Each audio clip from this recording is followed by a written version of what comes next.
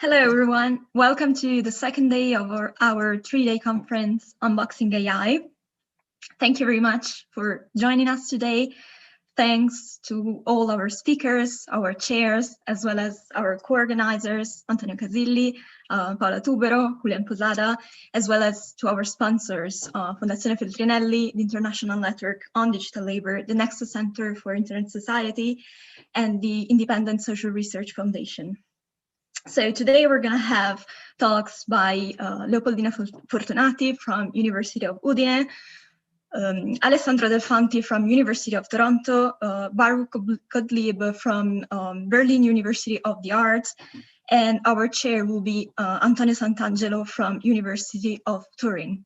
So before yielding the floor to our speakers today, I just wanted to give a couple of announcements. So first of all, we're going to have a sort of online happy hour today, later on at the end of our conference on Wonder. We're going to share the link just in a few minutes in the chat. Of course, you're all very welcome to join. The second thing is that you're all invited to join us in our third day tomorrow. So tomorrow we're going to have some exciting new research from junior researchers. So it's going to be really interesting. Please join us. And the very last thing is a technical note. So please use the Q&A part of Zoom to ask your questions. Otherwise, the speakers and the chairs won't be able to see your questions. Please use the normal regular chat to share some technical issues as well as more general messages that you want to share. So thank you very much again. It's going to be really interesting. And Antonio Santangelo, the floor is yours.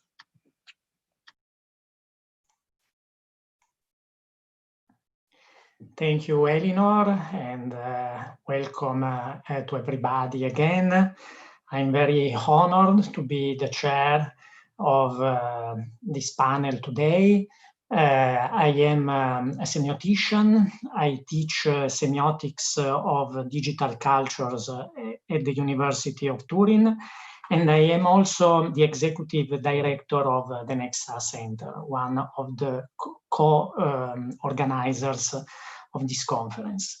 My role is just to be the moderator of this discussion, and first of all, let me introduce you Leopoldina Fortunati, our first speaker.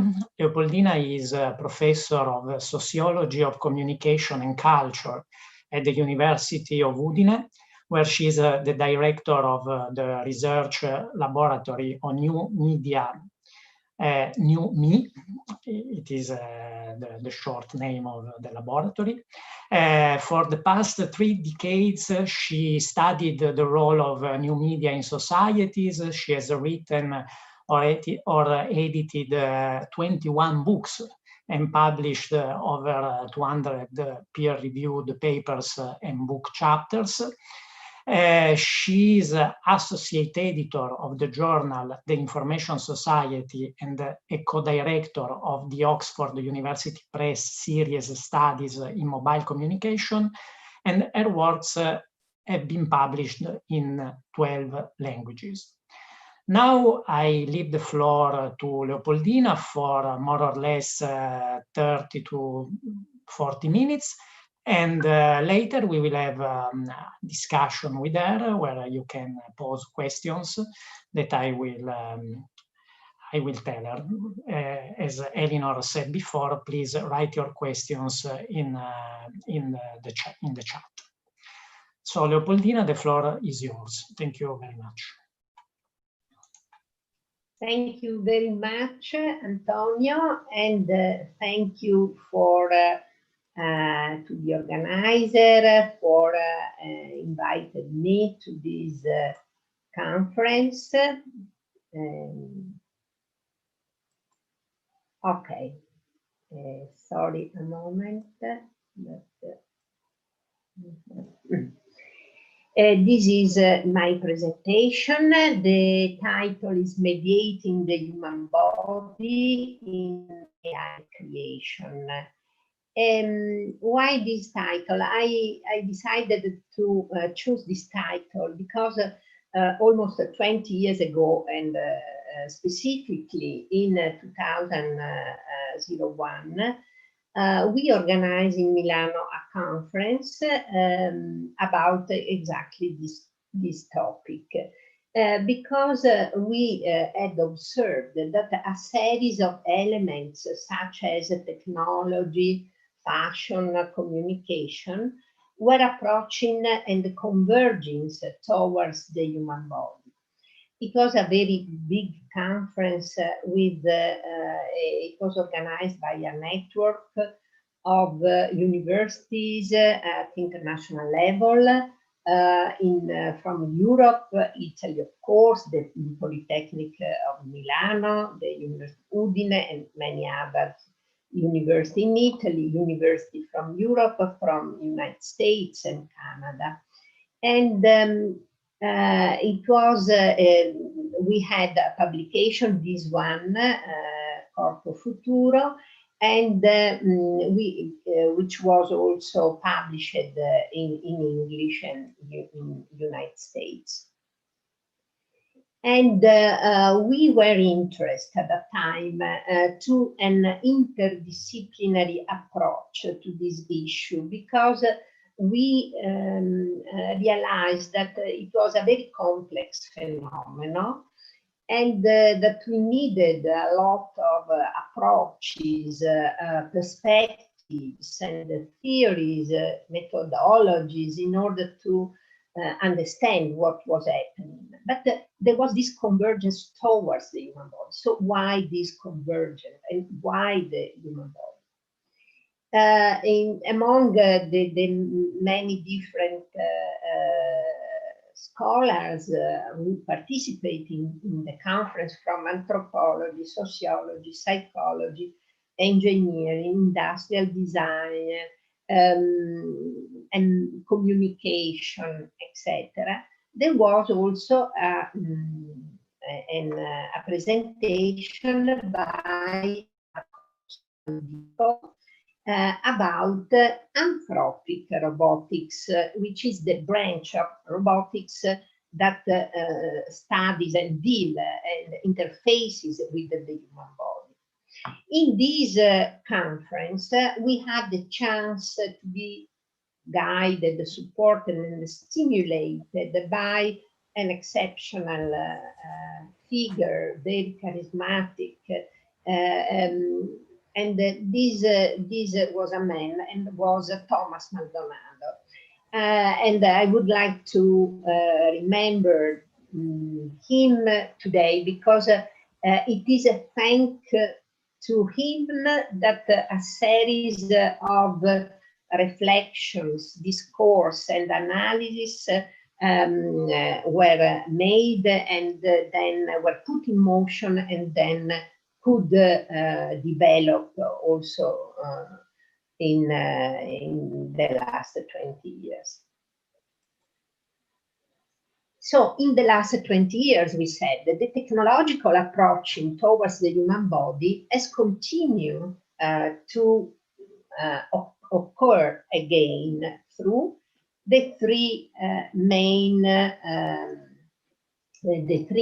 fields that we already indicated: the medicine, the fashion, and the ICTs, and especially mobile technologies. But today, the type of technology has changed. It has become increasingly more robotics. We start from medicine. Why medicine had always had the privilege to approach first the human body? Because in front of the medicine, no one says stop. No one has the courage to defend the naturalness of their body. So we are always disposed to, if I can survive and not die, I'm always disposed to accept that the technology enter in my body also, or approach very closely to my body. And medicine from then has developed a lot this tendency to use a lot of technology to mediate its relationship with the human body. First of all, the diagnosis tools that medicine has developed in the form of a physical robot or a software expert system. This is not a new thing, but in the last 20 years, there were a lot of development, many advancements in that sense. The famous Watson software system is in fact capable of gathering data for medical diagnosis and also support doctors in their diagnosis. Also, diagnostic robotics now is helping to fight COVID-19 with triage and monitoring system, etc. Medicine activate also robotics in therapy at the therapeutic level. So we have robots, for example, in general, we have robots in the hospitals that welcome people coming and informing, giving some simple information about where the some department is or the direction that people has to take to go to the elevators, etc. About information, but also entertainment. For example, several hospitals today use Petter in the pediatric department. Here we have a child that pretends to be a doctor with the Petter. And for example, for children, having a robot that move or sings or chat somehow is a reason for passing sometimes some time in amusing themselves. No? And this is very important also for the cure. So these also facilitate medical staff and also improve the mood of hospitalized children. But it is important also for the nursing staff, because it is a kind of the use of this robot can alleviate their workloads. Then there is a robots used for therapy. And here in the picture you see Taro, who is a Japanese social robot used a lot for the patient with Alzheimer and dementia, and also with for autism. There are several types of robots. Also, there is a robot for autism made in UK. I don't remember now the name, but there are several types of these. Then robot applications, exoskeletons, for example, they are useful for the rehabilitation of patients who had a stroke, quadriplegics, to walk, to walk, and even nurses and social health workers can be helped by these exoskeletons, because when they have to lift very heavy patients, exoskeletons can be very useful. Otherwise, pain in the back, pain in the neck are, in a certain sense, unavoidable. In addition, there are also exoskeletons used in the factories to empower the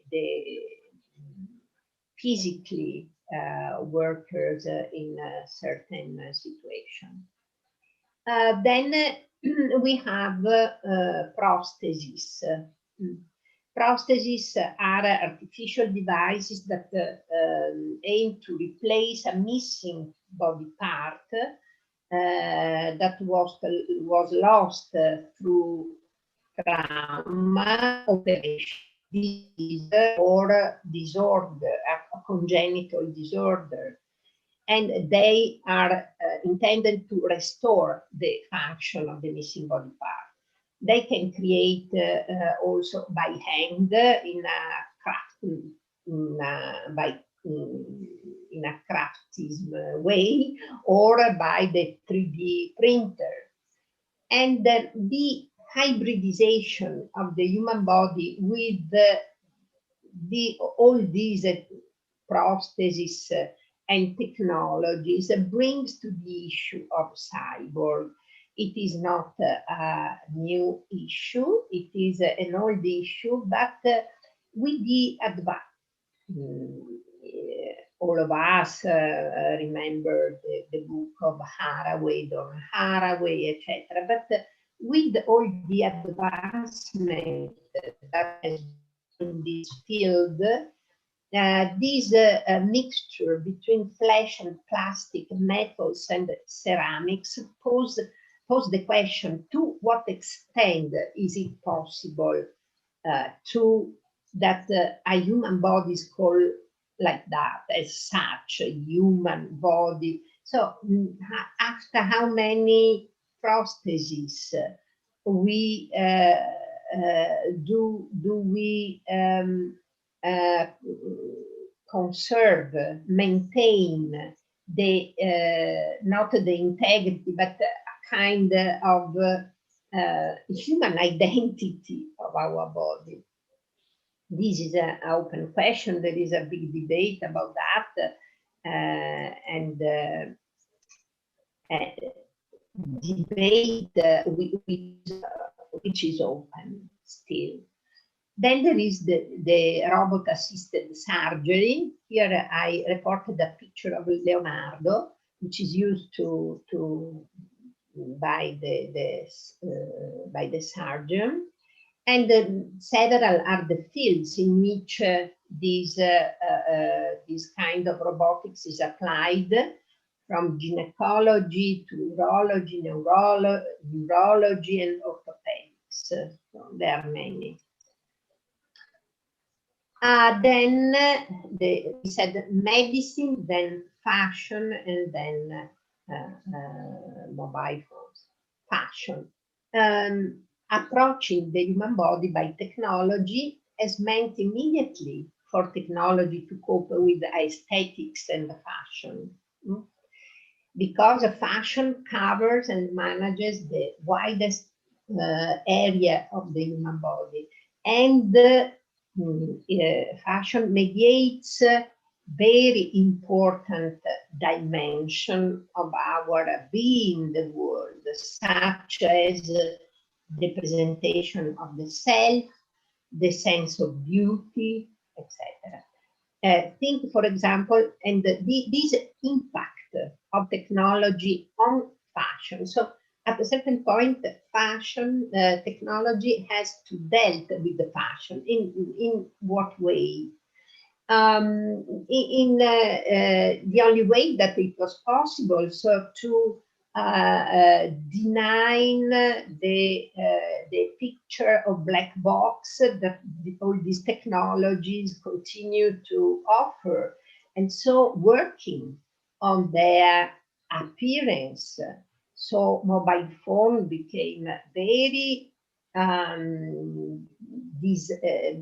designed in a very accurate way in order to match tastes and aesthetical needs from customers, from people. and also they became, there is a long history of the mobile phone that became fashion items. So we have collection of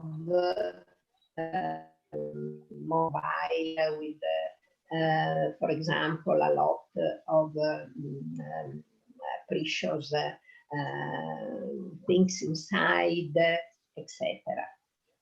And so a lot of efforts have been done to make aesthetically acceptable both the mobile phone but also the computer.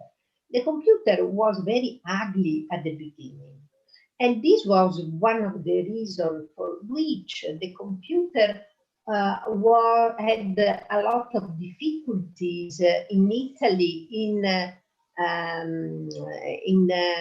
spreading in the houses, for example, because it was too ugly. And the women refused to have this big ugly thing in the dining room, for example. And there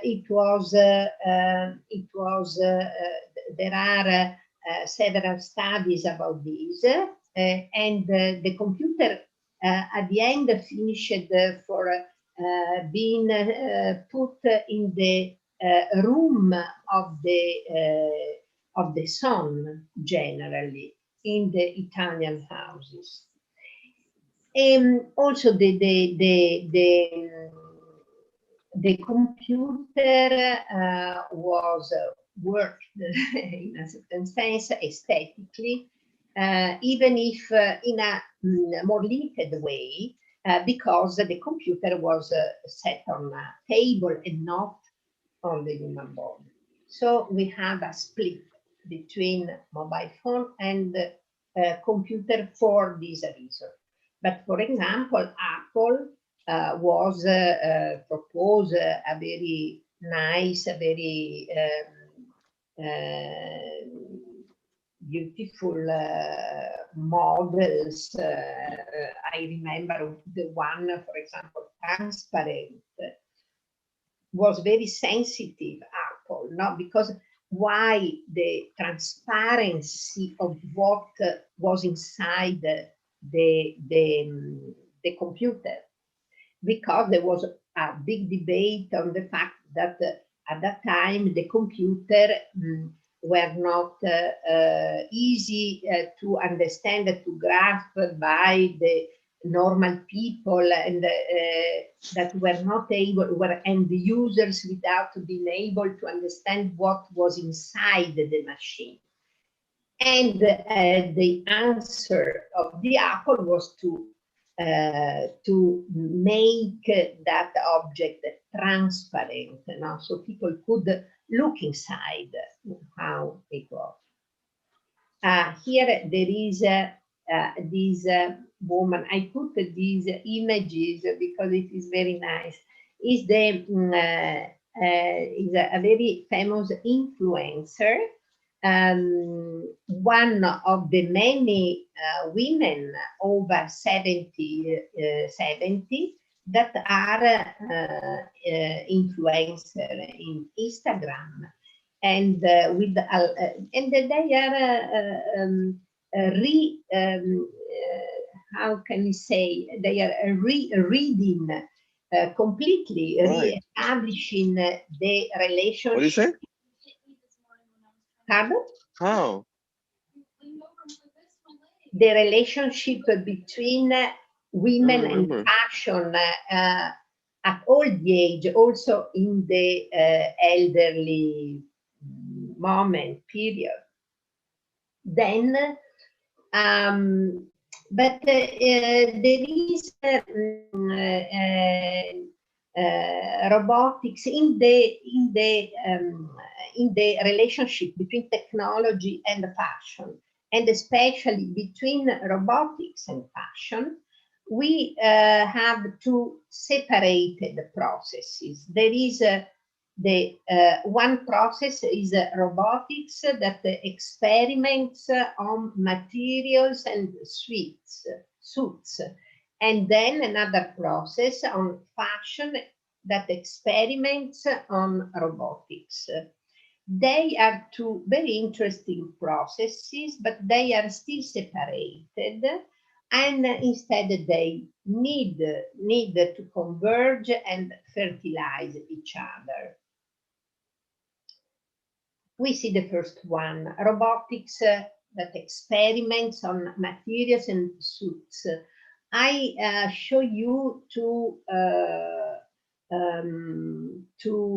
picture of Chalayan models. There is the first one is the skirt. You see that can move up, and also the hat. We cannot see. I should show you a video, but there is no time. But you can go online on YouTube. You find a lot of video of these very visionaire designer, fashion designer.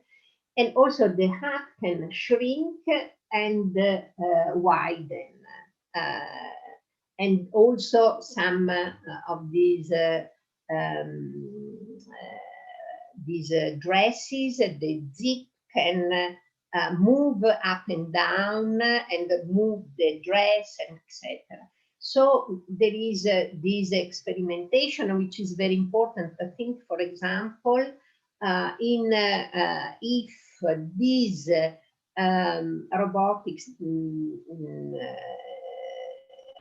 robotic dresses maybe could have also an use in a contagious situation like that we are living today.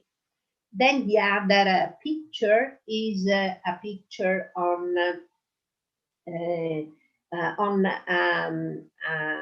furniture, a table that you know, that build up a skirt. And this hybridation between fashion, dresses, and other elements that are not belonging to the fashion world. This is provoking and also interesting. Then the second process is the fashion experimentation on robotics. There is the problem is one, and it is this: when the robots come not only near to the robotics come near to the human body, but also enter in the houses of individuals, of people. Robots need to be aesthetically acceptable, cannot be, ugly robots. Ugly robots are not accepted by people. So Givenchy Robotics, which is a department of Givenchy, by means of this fashion designer Simeon Georgiev, created a collection of fashionable robots to stay inside the house. I show you the picture in white, but this same robot is you can find in black, in red, in other color. And this, this is considered a fashionable robot. And but we have also another question that is raised in the field, and is do robots need to be dressed? Because when a robot comes inside our houses, do we need that the robot becomes very similar to us? If this is yes, maybe it is good to dress it in some way. And here we have this, I reported you a picture of Sophia. Sophia is a highly a robot, a social robot, very similar to human. Her face was inspired by the actress Audrey Hepburn. She's extremely advanced in many ways. For example, she's able to move the face and make a lot of different expression, and also is able to wink, which is a gesture very difficult because it is sophisticated, because you must also understand when there is the space, the relational space to wink.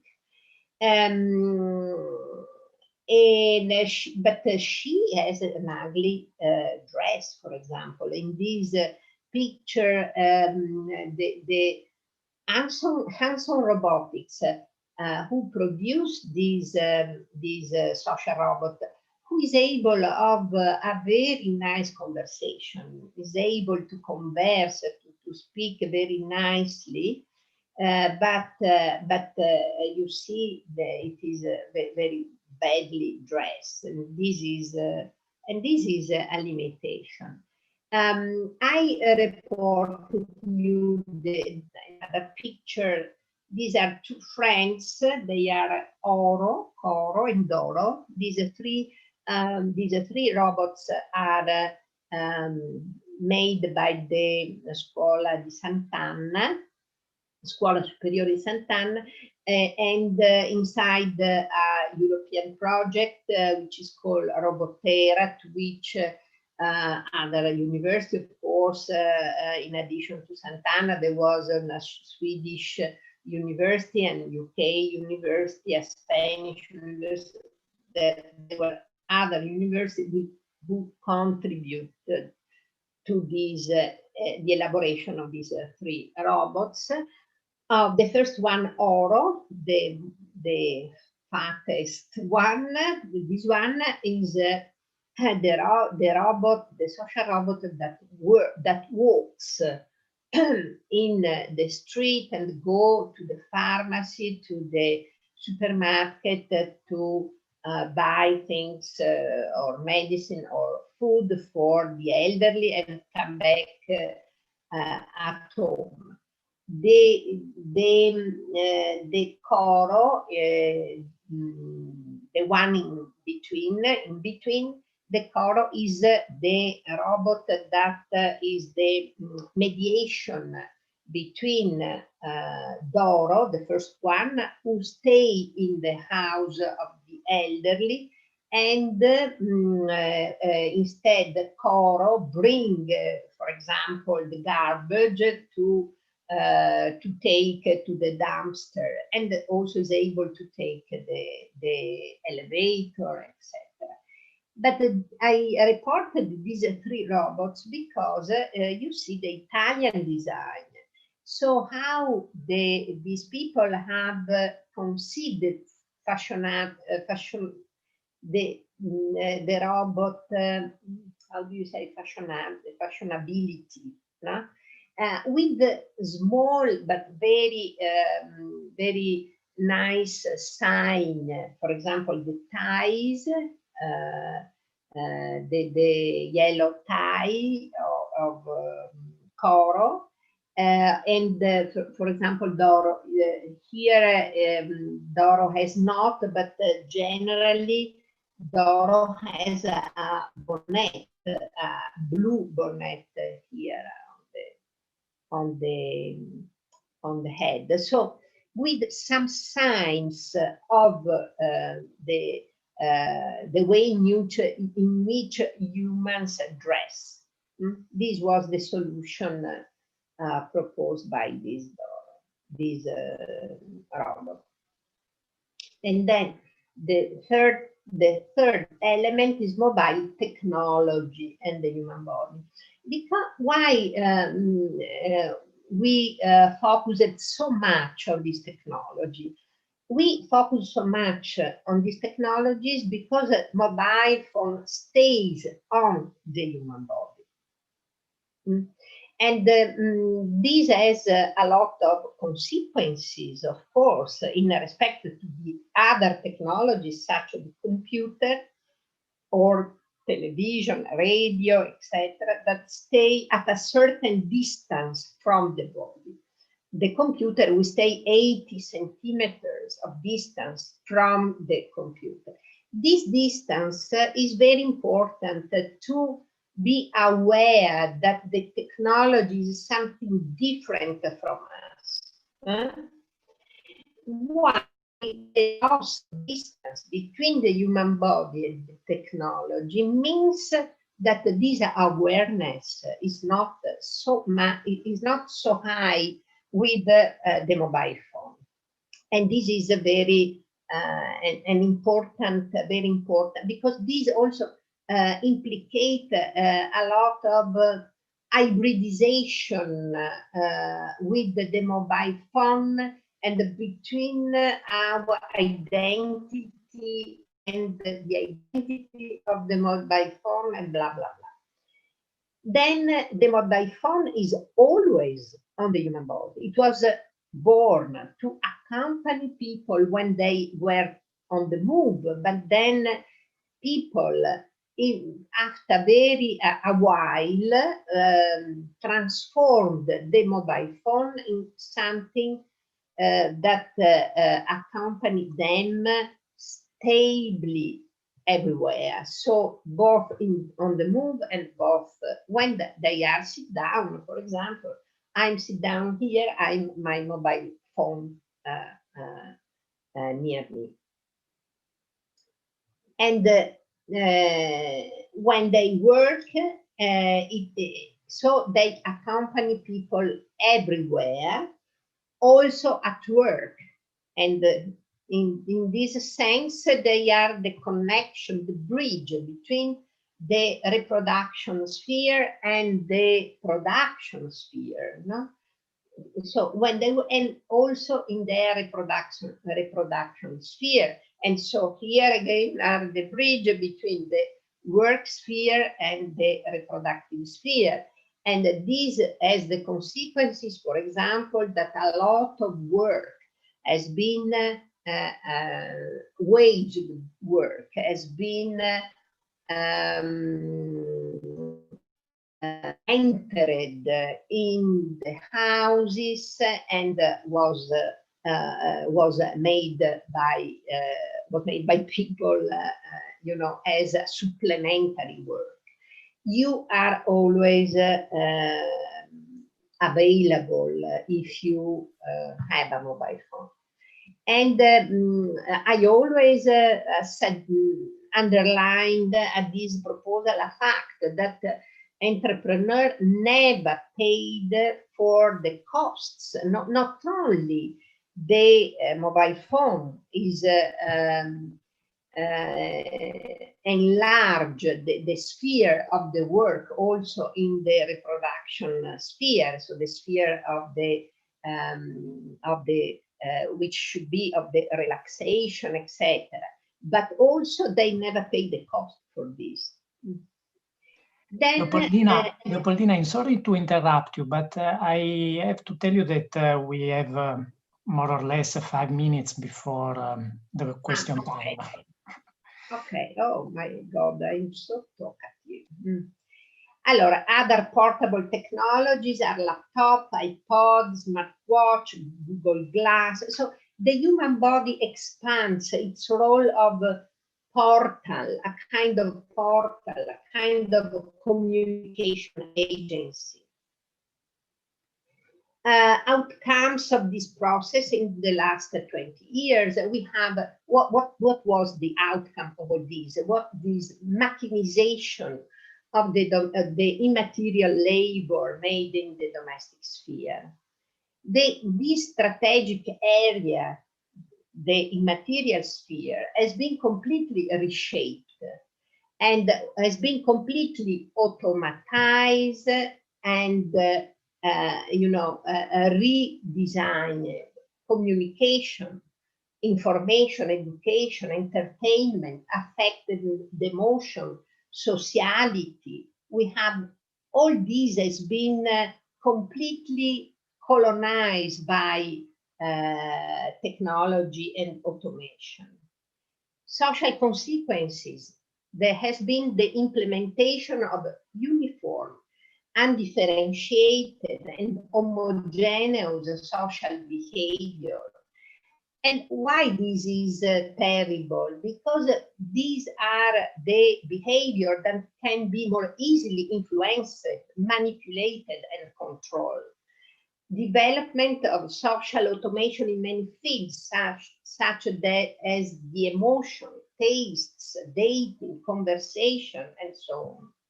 With the production of the double mechanism, machines are shaping and being reshaped by people practices of use.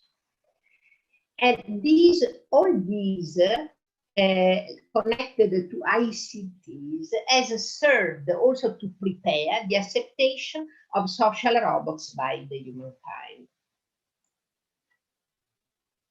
Why this happening? Two main reasons. The first is to reduce to technology the power gained by women at the communicative level after the feminist waves of the 70s, 80s, etc.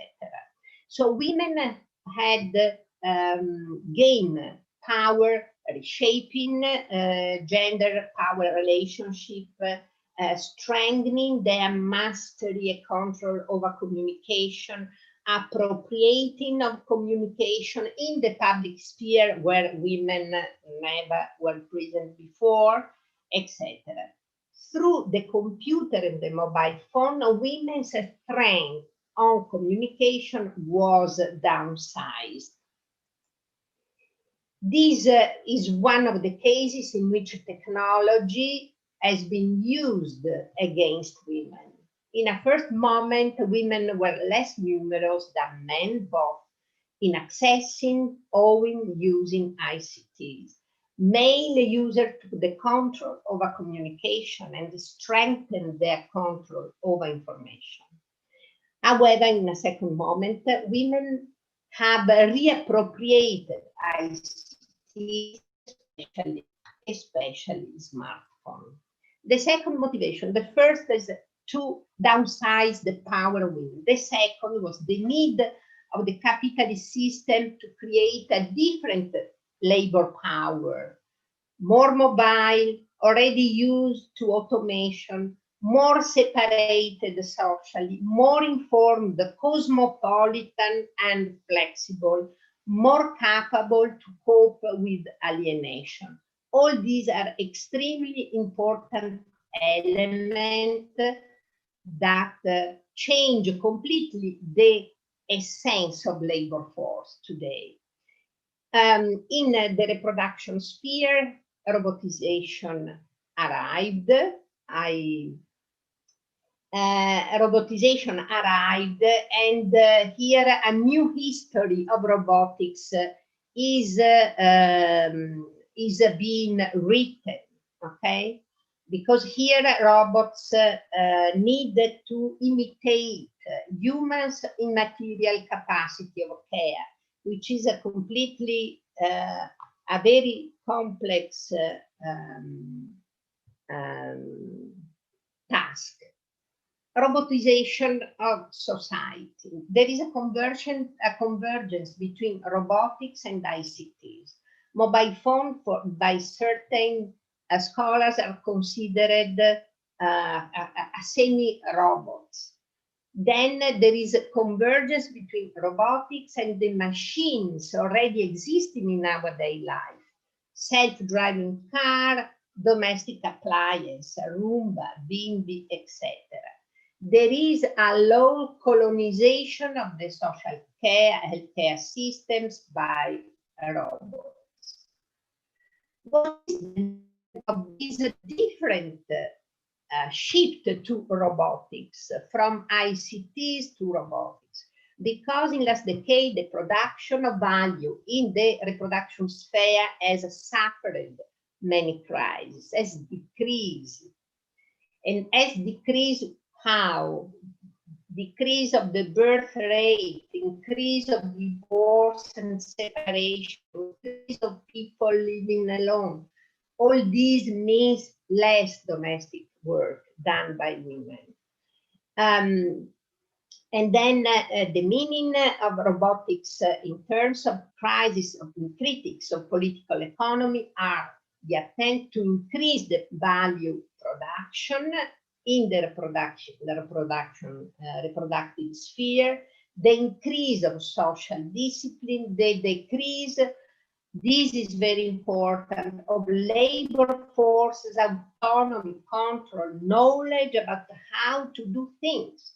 We are increasingly expropriate of the knowledge of how we can do things. And this is dramatic for also to establish our future. Robot penetration with the COVID declining figure in all the major market. There is this contraction, but experts are foreseeing that in the perspective in the long run remain excellent for the sector. What is certain is that this pandemic forces societies to increase their mechanization. The problem is always the same. What is the model of society we want to live in? Do we think that a society in which we deal with a lot of machine is our ideal? I think no. I think no. I put here the Leonardo's drummer, which is a kind of robot that Leonardo proposed, designed, and I think we can finish here.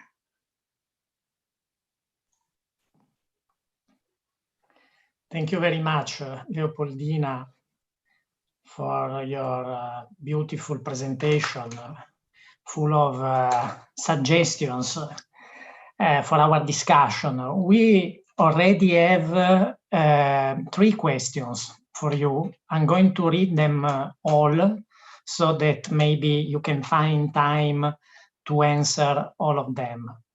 The first one comes from Jean Berbinot, who asks, did you have a look on electronic bracelet tagging and their acceptability alternative to the imprisonment? The second question comes from Cristina Voto, it is in Italian.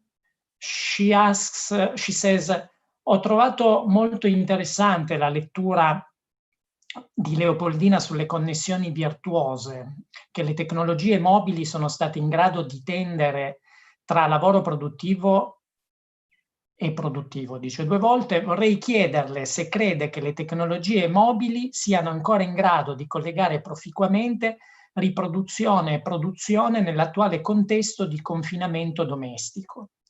E infine Liu, it's again in English, she asks, to which extent does the intrusion of robotics are accepted in the civil society and daily life? You mentioned about the intervention use of robots in medicine as natural, easily accepted, and use of mobile phones, PC, their design aspects. But how about the dark side of deployment of technological instruments in war-affected fields, such as drones?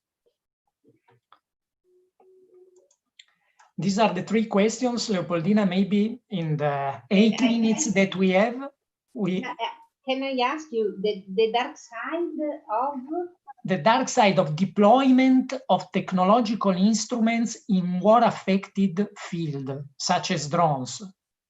So drones. Yes, drones. Mm-hmm. Mm-hmm.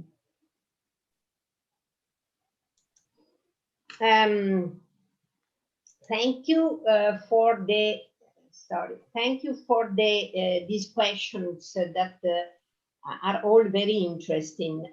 To Jeanne, no, I didn't study the bracelet, and this is something that needed to be done. And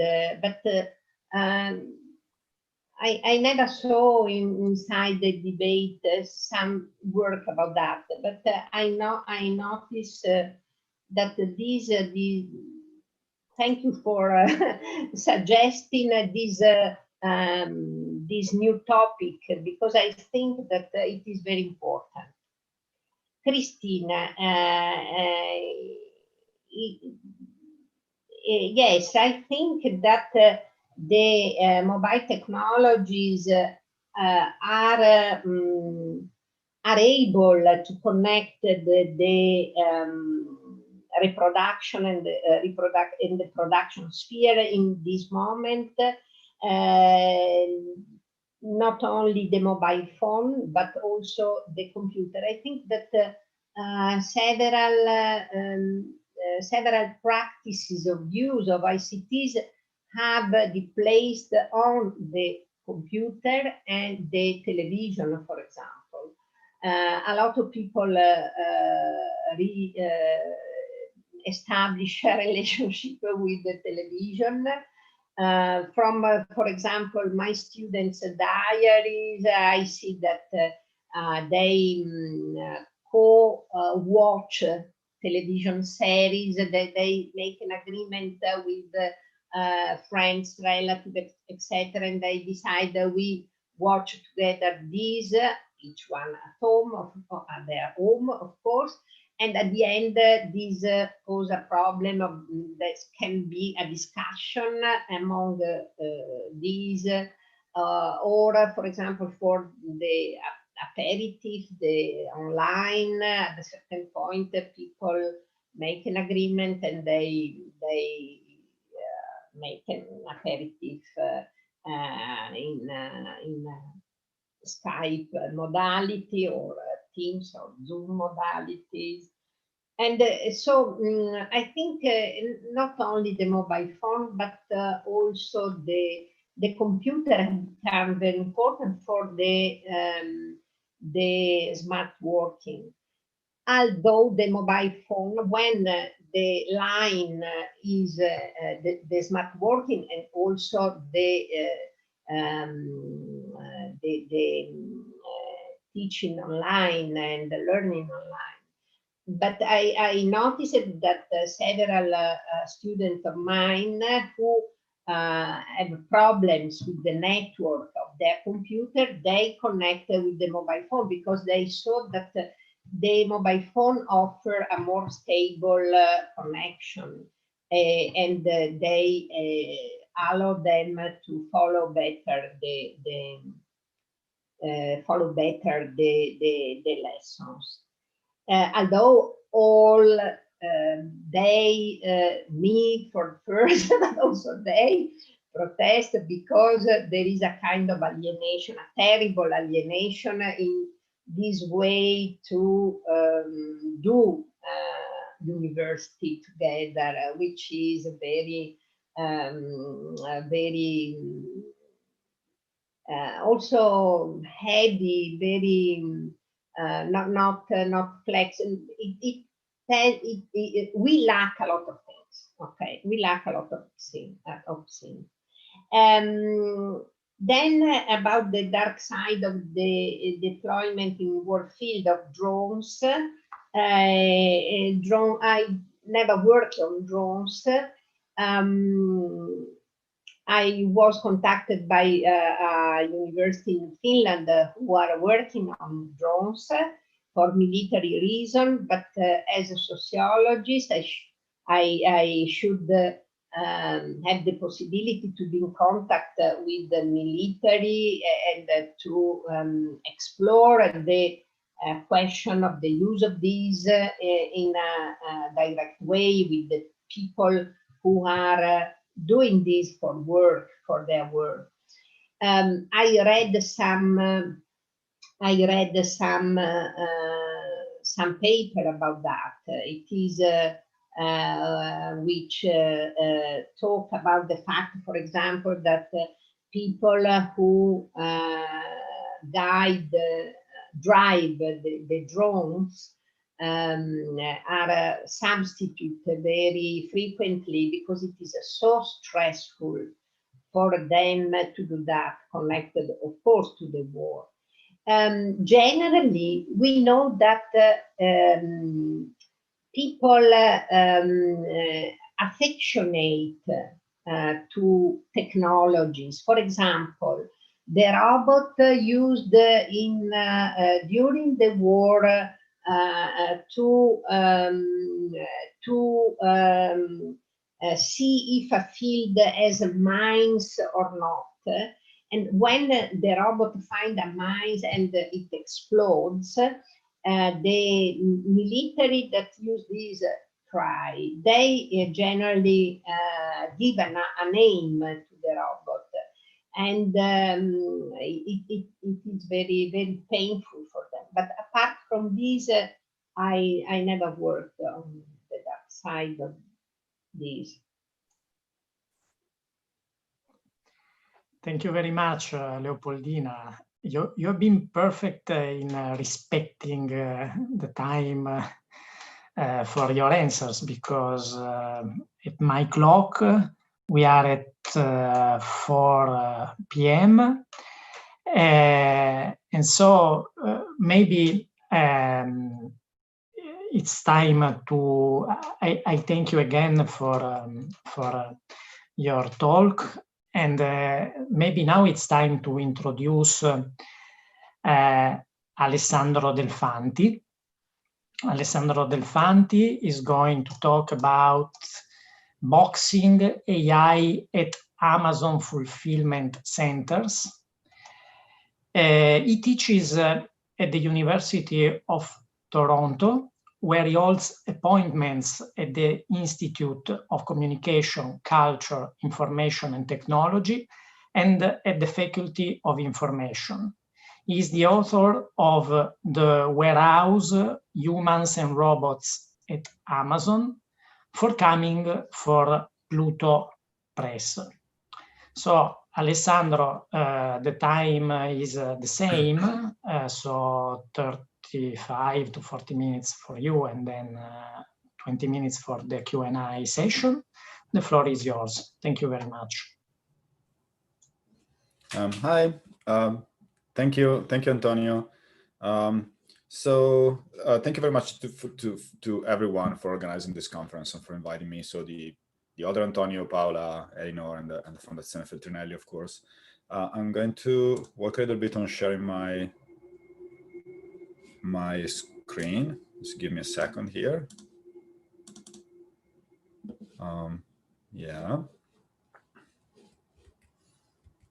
You should see my slides now, correct? I hope you are. Yes. Oh, okay. Thank you. Also, thank you to whoever suggested this title to me, which is pretty cool. I hadn't thought about that. So I think this was, again, either Paola or Antonio or maybe Elinor, whoever that was. Thank you. I'm gonna keep it. I'm going to zoom in on one of the areas that Leopoldina covered in her talk. So I'm gonna look at one specific place where robotization is entering the workplace, and so that's the Amazon warehouse or fulfillment center. It's research based on a few years of interviews with workers and managers, and also an analysis of the technological infrastructure that Amazon is operating and or building. Which means also an analysis of the patents they own. And last but not least, observations at corporate events and research on what the company says about the technology is going to use in its fulfillment centers. So my main takeaway is sort of that automation kind of furthers Marx's idea of workers being reduced to the conscious organs of machinery in the automated factory. So basically, he said that machinery will come to dominate and soak up living labor power. So in an industrial era dominated by the steam engine, like in Marx's time, workers provided physical input. So that's what machinery would soak up, I guess, back in the early, in the mid 19th century, in an industrial setting. So feeding raw materials to machinery, operating machinery, stuff like that. It could not imagine, of course, the rise of computers and their ability to capture, datafy, and analyze human activity at a much more detailed scale, and feed it back to complex machinic systems that are dominated by algorithms and robotic technology. So one of the main ideas that I'm going to present today is that digital machinery feeds on workers' knowledge and sensory operations as much as on their muscle. And I'm going to propose that humans extend machinery and become machinery's living and sensing appendages or something like that. So I kind of refer to this new relationship emerging from these new technologies as a form of humanly extended automation. So it's the flip side of McLuhan's coin. So McLuhan's idea that media extend human perception. So my point is that humans extend machines' perception.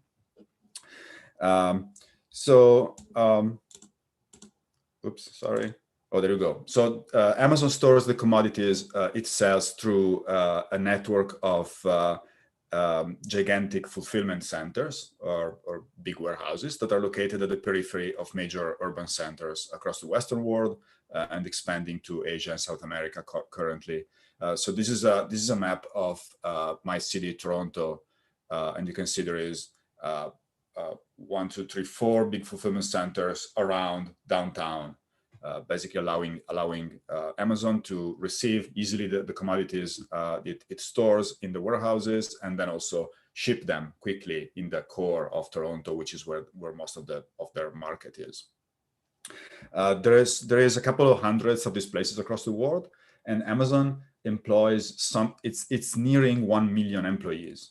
So I think like last year a couple of years ago, last time I had public access to public data about that, it was 500,000, but with the coronavirus crisis, the workforce has expanded dramatically, and I think they are nearing the point where it's going to reach 1 million employees working in fulfillment centers.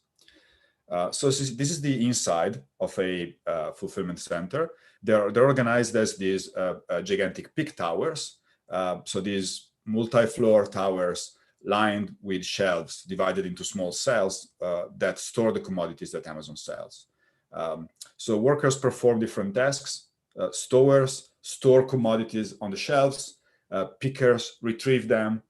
Packers box them up and send them to shipping, and then customers will receive them. In a number of fulfillment centers, Amazon already deploys a fleet of robots. The most common one being these so-called Kiva robot that are these. They look like Roombas. They move around and they basically fetch shelves for the worker. So the workers are located at fixed workstations rather than walking around the aisles, and the robots will bring the shelves to the worker. It's a minority of warehouses, but it's quite interesting. So this is a sort of a zooming out to see why these things are operated. So they allow Amazon to store commodities more efficiently in a warehouse, because you can squeeze them together, you can pack them up pretty tightly. So more efficient use of space, but also they intensify labor, so they speed up work. So workers report something like the quotas, the number of items they have to store or pick in an hour, being tripled or quadrupled when Kiva robots arrive in a warehouse. Of course, through a series of innovations that aim at increase the rate of automation in its warehouses, Amazon kind of feeds this recurrent anxiety about a fully automated society And you can see that anxiety manifesting as a dystopia of technological unemployment, so robots will take over, or a utopia of abundance and liberation from work. This is the dystopian, I think, version of it. So a drone comes to your home to deliver a package, can't find you, comes back the next day, still can't find you, gets real mad at you, and blows your house up. So this is my version of the dystopia of automation at Amazon. Actually, like I started introducing a couple of slides before, Amazon employs masses of workers. So while the rate of robotization is going up, also the numbers in terms of workers employed are going up. So there is something about the employment of masses of workers that make possible Amazon's operations. And it's also based on a shameless exploitation of endemic precarity generated by warehouses. So workers tend to work in fast cycles. The turnover is very high, can reach 100% per year, which means that if a company employs 1,000 workers on average during the year, they will also hire 1,000 new workers per year or something like that. So on average, people cycle in and out in 1 year. In particular, labor is provided or is mediated by staffing agencies such as Adecco or Manpower that have offices even inside the warehouse in some cases. So they're responsible for hiring these huge masses of workers, mostly precarious, mostly racialized workers, and coming from sort of a broad area around the warehouse in many cases. So, for example, the big warehouse, the closest warehouse to the fulfillment center to Milan is located in Castel San Giovanni near Piacenza. And for example, during peaks like Prime Day or around Christmas, staffing agencies run buses that bus people in from the surrounding provinces, like all the way from Parma, Alessandria, some neighborhoods in Milan. So little protection in terms of labor rights, masses of workers. Castel San Giovanni employs something like 3,000 plus workers during peaks. So in the busiest moments of the year. So most workers at Amazon perform repetitive physical tasks. Like we said, stowers place commodity on the shelves, pickers retrieve them. Most FCs are relatively low tech. So some like we said, some are robotized with Kiva robots. Most tend to basically work with more low tech technology. In particular, inventory software that runs barcode scanners that are used to identify items, and we'll see those in a second. And management uses the technologies based on these software and these scanners to incorporate worker knowledge about warehouse inventory, and thus organize the labor process downstream, as well as to control and discipline workers.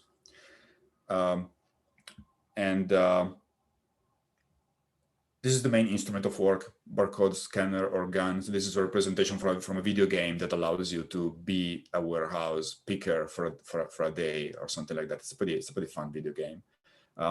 So because each commodity is identified with a unique barcode, commodities are turned into information to be managed.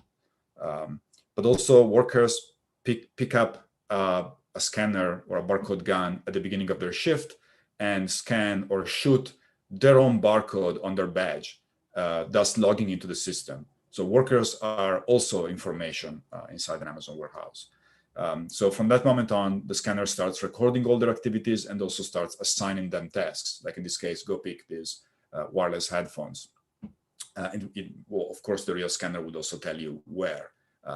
Pick tower number 1, floor 2, ALC, cell 45K or something like that.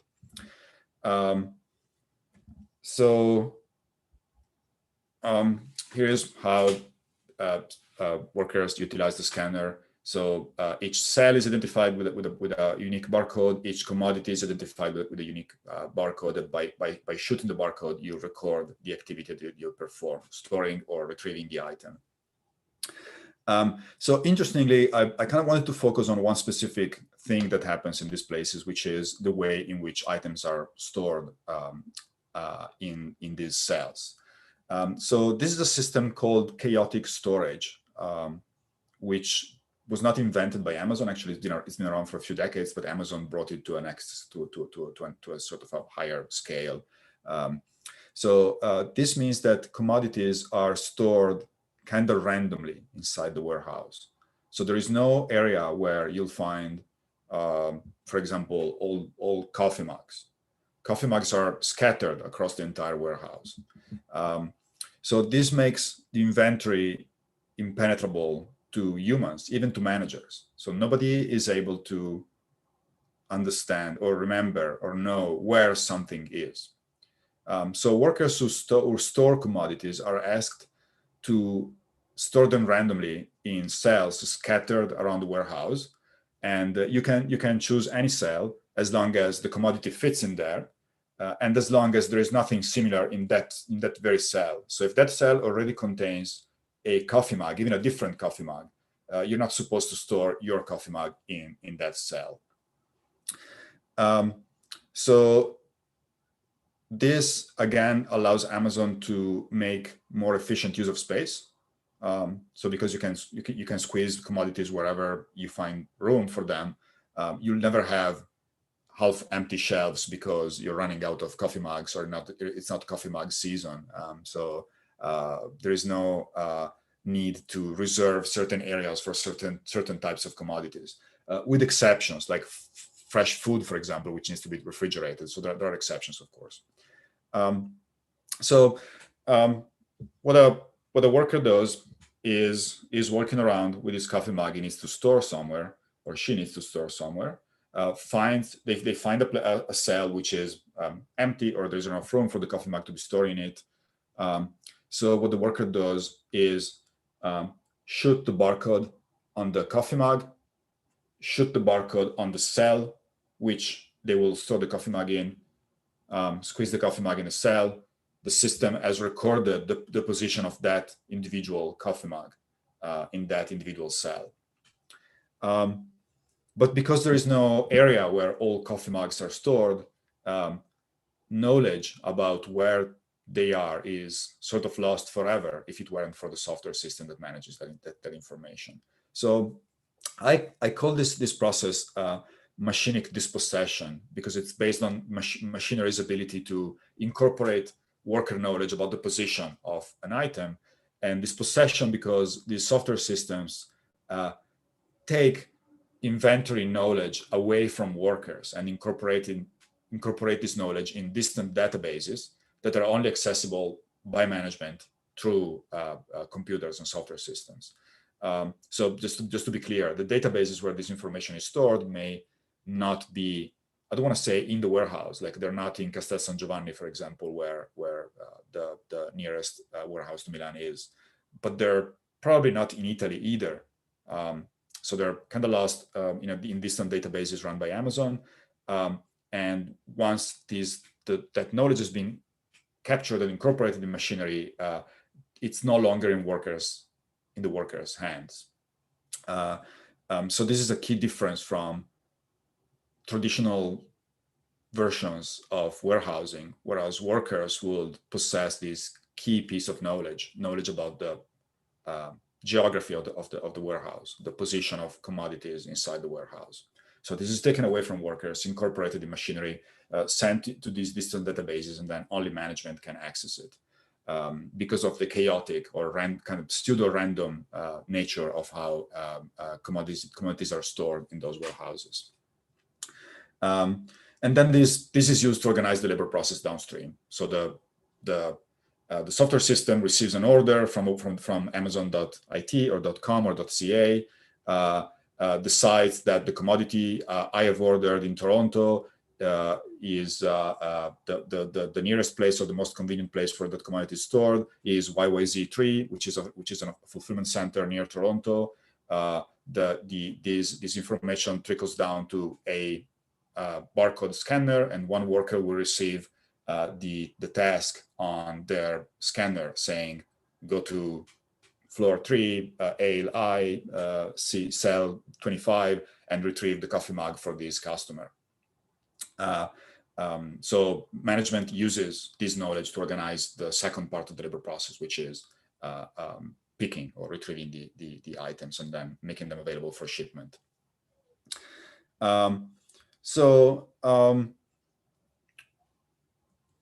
This is what happens in the present in Amazon warehouses. So the barcode scanner and the Kiva robots being the two main technologies, I want to say that in collaboration or organized by the software systems that run Amazon, organize the labor process. So either moving commodities around or telling people where to go to retrieve the commodity or to store the commodity. In my research, I've been trying to look at what Amazon plans for the future of these places. So sometimes we tend to speculate about the future of work based on current trends or based on our own ideological kind of dispositions, which is great because we need to imagine the future we want to pursue. But in this case, I looked at these specific objects that have to do with the future, which are patents. So patents are unique objects to look at how futures are literally owned by private corporations. So these are documents that grant property over information, over an invention in this case. So they're public documents. You have to file a patent to protect your own interest if you are developing new technology. So we looked at patents owned by Amazon and that have patents that have to do with inventory management. So human-machine interaction, intensification of human labor, extraction of worker knowledge and data inside those places, inside Amazon warehouses. Research conducted also with my assistant Browning Frey. So the paper that we published is co-authored. So if you look it up, she was a key piece of this research. So word of caution here: patents may never materialize. So the technologies they describe may never come to exist in the world. So patents tend to be used in court to sustain like threats of litigation against competitors. They also tend to be very broad. So companies tend to use them to sort of colonize the technological future. So you tend to claim ownership over a set of technologies rather than one single specific invention, and that allows you to claim that you are the owner of that technology if a competitor develops it. There is nothing here that grants that these inventions will actually materialize in the warehouse, but I think they are great at showing us how Amazon describes its desire for a future organization of labor through technology in the warehouses. There are also these masculine objects that tend to present a straight problem solution kind of approach to the world. They erase the messiness of humans from the picture. So for example, they never describe the bodies that are to interact with the machines that are described in the patents. So the human operator or the user is outlined in very minimalist terms, drawn as a faceless silhouette. So this contributes to kind of to making labor invisible, if you wish. So for example, there is nothing here about the gendered and racialized workforce that staffs fulfillment centers. But humans are imagined as this neutral kind of silhouette, which impoverishes a little bit the analysis. But okay, let's look at some of the patents that we dug out from these. I want to say almost 10,000 patents that Amazon owns. Some imagine spectacular innovations that are unlikely to materialize anytime soon. So for example, in a patent for a flying fulfillment center, Amazon engineers have designed this massive warehouse attached to a dirigible airship that can fly and station over a concentration of customers. So for example, a stadium. So imagine Milan and the Inter played the derby tomorrow. Amazon will fly their warehouse over the San Siro stadium and then use drones. Oops, sorry, ambulance. Use drones to deliver commodities to the crowd below, say popcorn or team jerseys or something like that. Other patents prefigure automatic docking stations, in which the drones can be checked, recharged, and loaded with orders. So this is very futuristic. They do kind of imagine a humanless warehouse, so a mostly automated workplace. But like many other corporate actors, actually Amazon seems to be fully aware of the continuing need for living labor, even in the face of a rapidly changing technical composition of capital towards increased automation. So both physical and financial limits are definitely acknowledged in patents. So some patents are as straightforward about this as a labor process theory textbook could be. So for example, a patent for a modular inventory system describes automation as expensive and time-consuming to implement, unlike a human workforce, which can be allocated according to need, unquote. With this recognized pattern of future coexistence between humans and robots in the workplace, mostly because humans are more flexible and cheaper, patents seem to plan for a smoother integration of humans and robots. That's one of the most important things. So for example, the authors of another patent are concerned because it's inevitable that the paths of the robots and the humans working in the warehouse will cross, and also because, I'm quoting again, direct contact between the human workers and the robots can be problematic and a maintenance issue for the robots, unquote. So interesting. This is interesting that they focus on maintenance issues for the robots in this collaboration between humans and robots, because internal corporate documents have shown that robots tend to generate maintenance issues for humans. So robotized warehouses have much higher rates of serious injuries, in some cases up to 4 times the industry average for warehousing. So definitely within this new form of collaboration, maintenance issues, at least for both.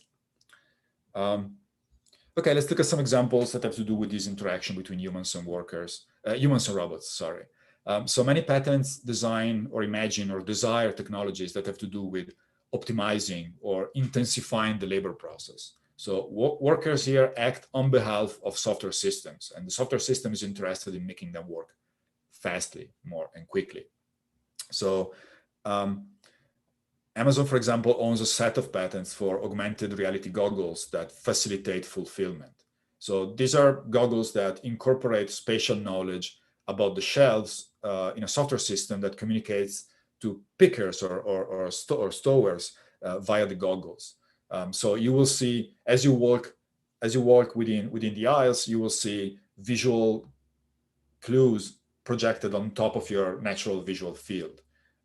So for example, an arrow that tells you to take a left in the next aisle. So speeding up your ability to walk around to retrieve the next commodity. This is the infamous wristband or bracelet that provides haptic feedback. So like vibrating provides feedback to the worker's hand. This technology was featured in the media a couple of years ago. So it's about gathering information about the worker's hand, their position in space, but also providing feedback to those hands to intensify and speed up labor. So for example, as you are approaching a shelf with looking for the coffee mug, you will just like start going blindly towards the shelf, and then the vibrations of the bracelets will tell you whether you should go more to the left or more up or down, and so you will basically be guided by this vibration towards the correct cell. So there is something here about speeding up labor by providing this feedback to workers.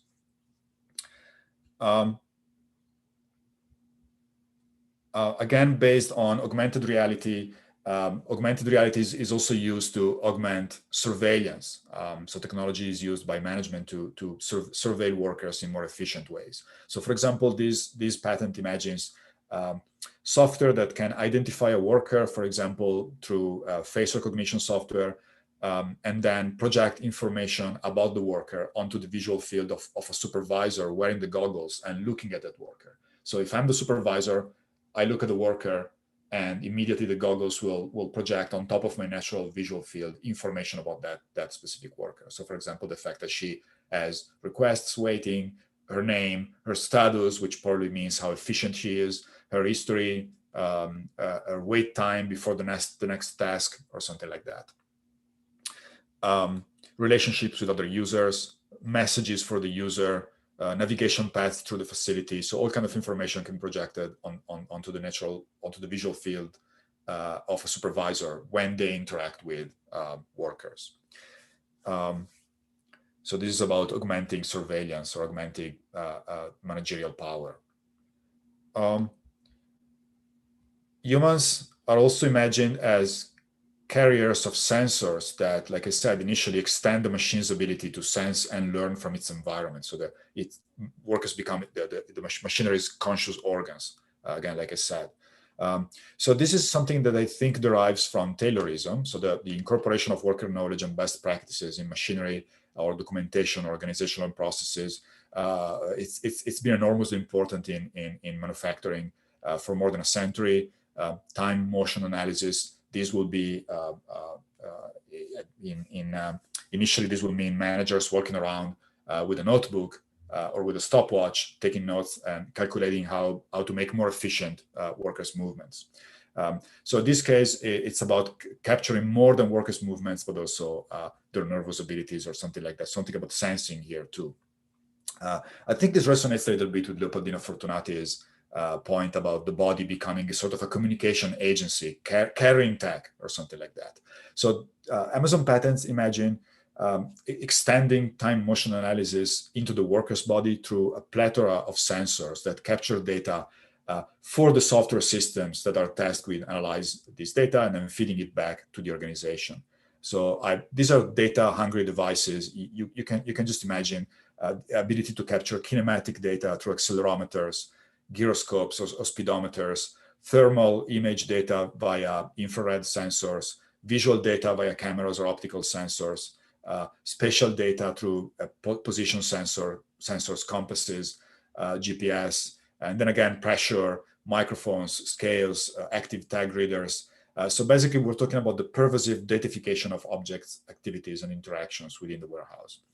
So in this case, sensors are incorporated into wearable devices such as glasses or, again, bracelets or gloves, as we'll see in the next slide. So in this case, the sensors are activated by workers' movements. So as a worker, I'm wearing these glasses. I look at a cell because I think I may be able to store. I may want to store my coffee mug in there. I'm going to take a sip in the meantime. So as I look at the cell, the software in real time calculates what's the most efficient way to store the mug, horizontally, vertically, or two mugs, or something like that. So 3D real-time analysis of available space triggered by workers' activity. So looking at something triggers the system's ability to sense that. Second example, time motion analysis used directly to teach machines. So among the solutions imagined in these patents, there are systems that feed on human input more directly, I want to say. So for example, in a set of patents, a robotic arm is presented with an object to grab. For example, again, our coffee mug. Sorry, this is becoming a boring example. So for a robotic arm, that's not a trivial task. So the robotic arm needs a protocol of appropriate movements, pressure, and timing to successfully grab the mug and move it around without dropping it or breaking it. So the robotic arm is controlled by a computer, which has access to, as you see in the slide, I hope it's clear enough, sensors that detect the attributes of the mug. So, cameras, calculations of the shape or weight or something like that. And then there is a database of items. So maybe the computer already knows how to grab this mug, and then a database of gripping strategies or grasping strategies. So database of strategies that can be used to grab that mug. If those sources are insufficient, the controller may ask a worker to quote, generate grasping strategies, unquote, which means to grab the mug while being subject to these pervasive data capture and analytics systems. So for example, in this case, the worker may wear a glove that includes position and pressure sensors, and thus records the strategy used by the human worker.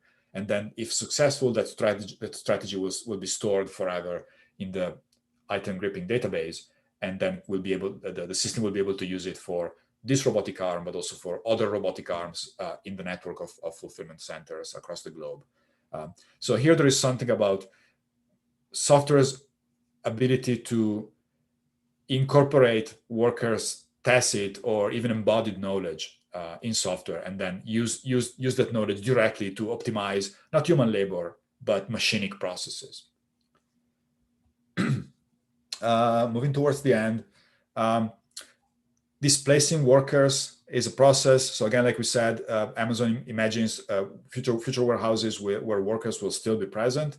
But many patents do not state who or what is to interact with the technology they describe. So for example, many patents talk about, we use words such as entity, agent, or operator, which may refer to a human person working in the FC, or to an automated piece of equipment that will perform the operations. So basically, many patents, Amazon shows this willingness to plan a workplace in which either humans or robots can be deployed. So for example, this is a patent which accepts the inevitability of human labor in the warehouse, but also projects a future where humans can be more and more displaced. So I'm going to quote from this patent. The aim is to, quote, facilitate the division of inventory item processing, which we can easily translate into division of labor, quoting again, between automated and manual options, or between human operator or robotic manipulator, unquote. So in this case, the patent describes a system where a system that decides whether a certain item can be picked or stowed by a robot. If not, the system is in charge of transferring the commodity to a floor staffed by humans. So we'll dispatch to a section of the pick tower where humans work. You can see two workers on the bottom right corner. So planning a future division of labor between robots and humans. Last but not least, like many other digital corporations, Amazon works to also automate the relational labor that's involved in worker support and assistance. So this is a tendency identified by scholars like, I want to say it, Neda Atanasovsky and Karin Dvora, if you haven't read their book, but also Leopoldina Fortunati talks about this, the tendency to further automate also relational labor. So basically the increased pervasiveness of automation in the domestic sphere. So for example, Facebook owns a patent for a boredom detector. So basically the patent states that Amazon, by looking at your typing pattern, the way in which you look at the screen, and other variables, should be able to understand whether you're getting bored and thus at risk of logging off. And then it will change the posts you see on your wall and thus make you interested in new content. So Amazon's version of this is actually designed to detect frustration rather than boredom. So imagine a worker walking in the pick tower to retrieve, again, our coffee mug that has been assigned to her through the barcode scanner, but they can't find it. So a set of spatial and imaging sensors capture the worker's position in space, movements, or facial expressions. So for example, walking up and down the aisle, looking confused or lost. So if frustration is detected, or perhaps we should say algorithmically calculated or estimated, Amazon's system generates an intervention in form of a vocal or visual feedback from an assistant, someone saying, "How can I help you?" And again, the patent doesn't tell us whether that assistant is a human supervisor or a piece of software like a chatbot or a robot. So again, patents imagine not just a fully automated form of fulfillment, but also a near future in which a flexible workplace can shift tasks between humans or robots or something like that. Okay, so this is it. I think I wanna wrap this up by saying that Amazon workers perform this physical, repetitive work while being dispossessed of their knowledge by software systems. So the company works towards, well, this is already in place. The company works towards having humans even further extend machinery's ability to perceive, learn from, and act upon the environment. And again, we call this humanly extended automation. So humans extending automation. And again, this flips Marshall McLuhan's famous idea that media are extensions of human perception and communication, but rather moves towards maybe Marx's idea of workers becoming the organs of machinery. So while automation increases capital's ability to accumulate machinic capacities, these capacities incorporated in machines must first be excised from human labor. So there's something about taking human labor's abilities and incorporate them in machines. And this aims to develop new foundations that consolidate Amazon's power in the workplace. So I want to wrap this up by saying that there's a tendency to innovate inequity, as put by Black technology scholar Ruha Benjamin. But within this tendency, I also want to mention the old punk rock adage, the future is unwritten. So it's up to us to try and steer it towards more just forms of production, which is a political and not just a technological problem, of course. And thank you very much for your attention. I'm going to reappear again, hoping that you're still there. Yes, we are. Thank you very much, Alessandro.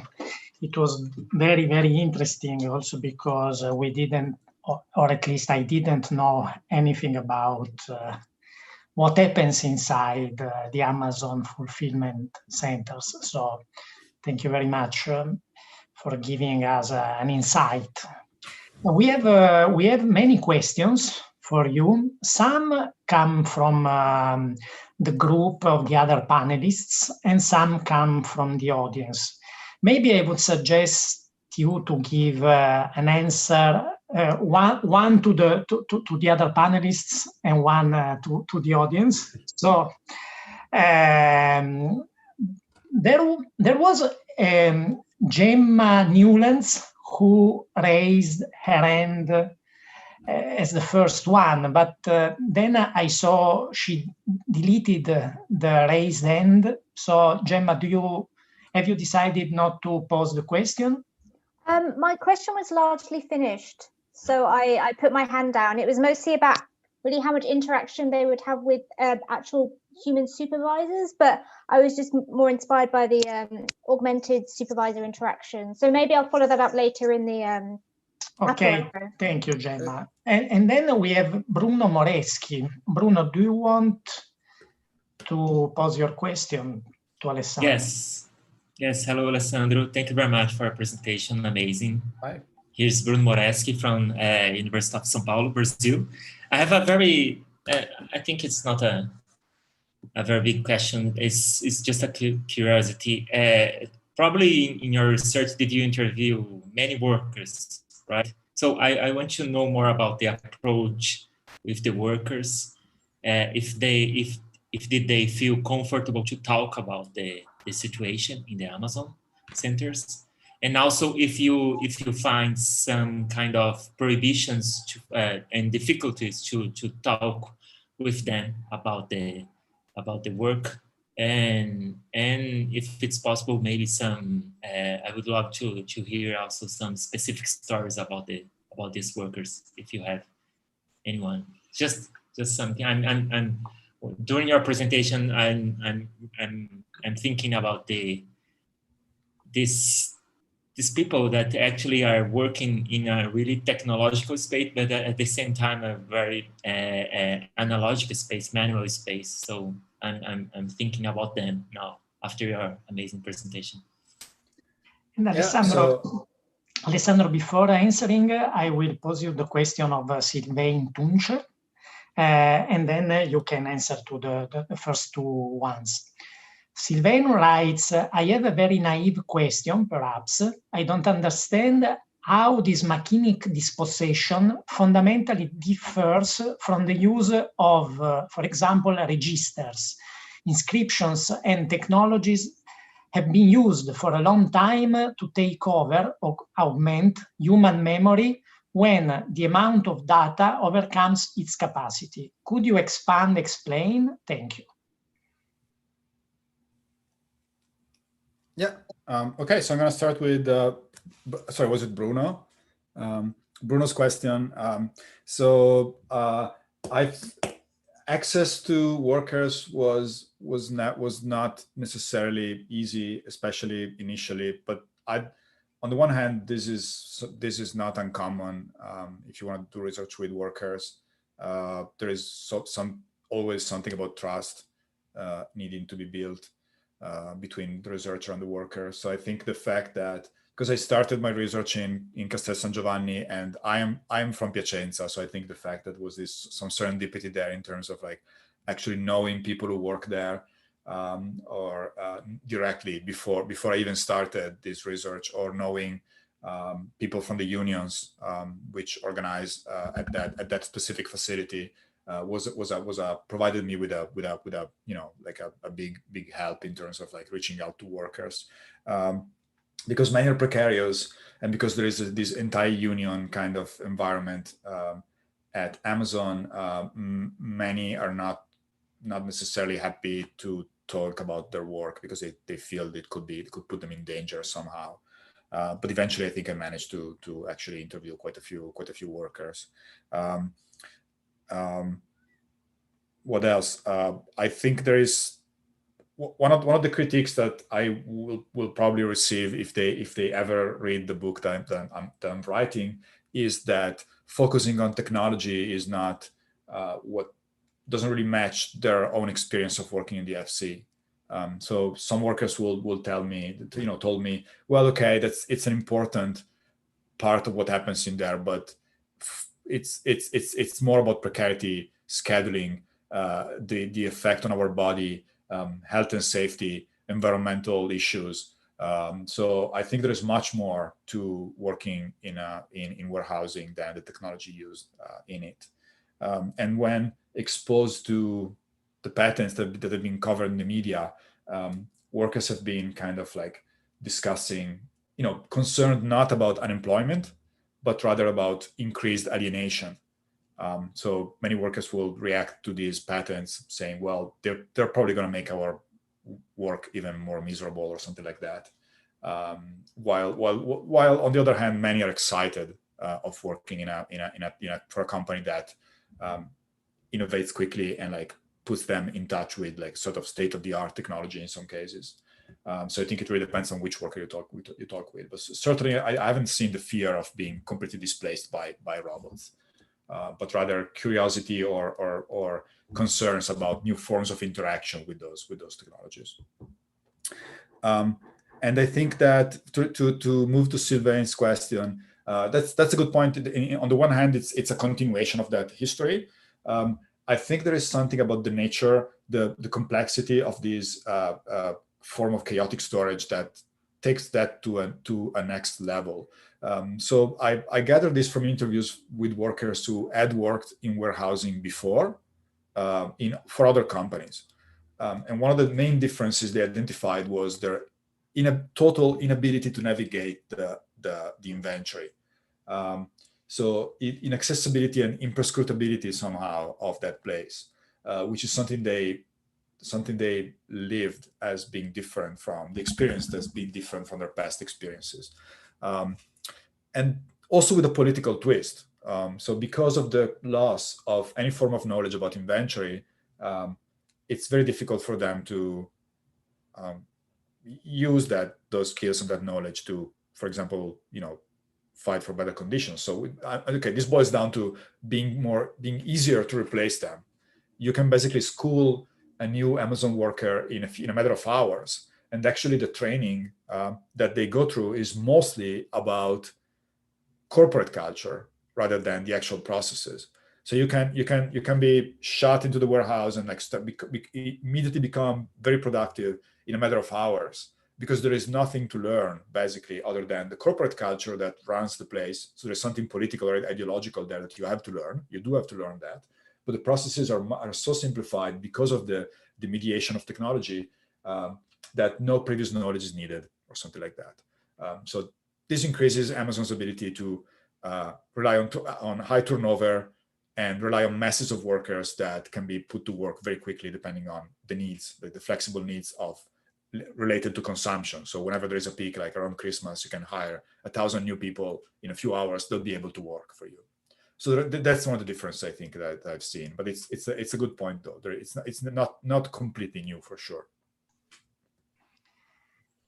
Thank you, Alessandro. Now we have two more questions. Once again, one coming from the audience and one from the other panelists. Maybe first of all, I will read you the question coming from the audience, from Filippo Bignami, who writes, very interesting, the problem of deprivation of knowledge from the workers transformed in data stored and used whatever. Do you think workers can develop, build, set new skills or knowledge in alternative, maybe in a collaborative way, to compensate this deprivation? And before answering, I leave the floor to Davide Arcidiacono for his question. Hi, everybody. Thank you, Alessandro, for your insightful presentation.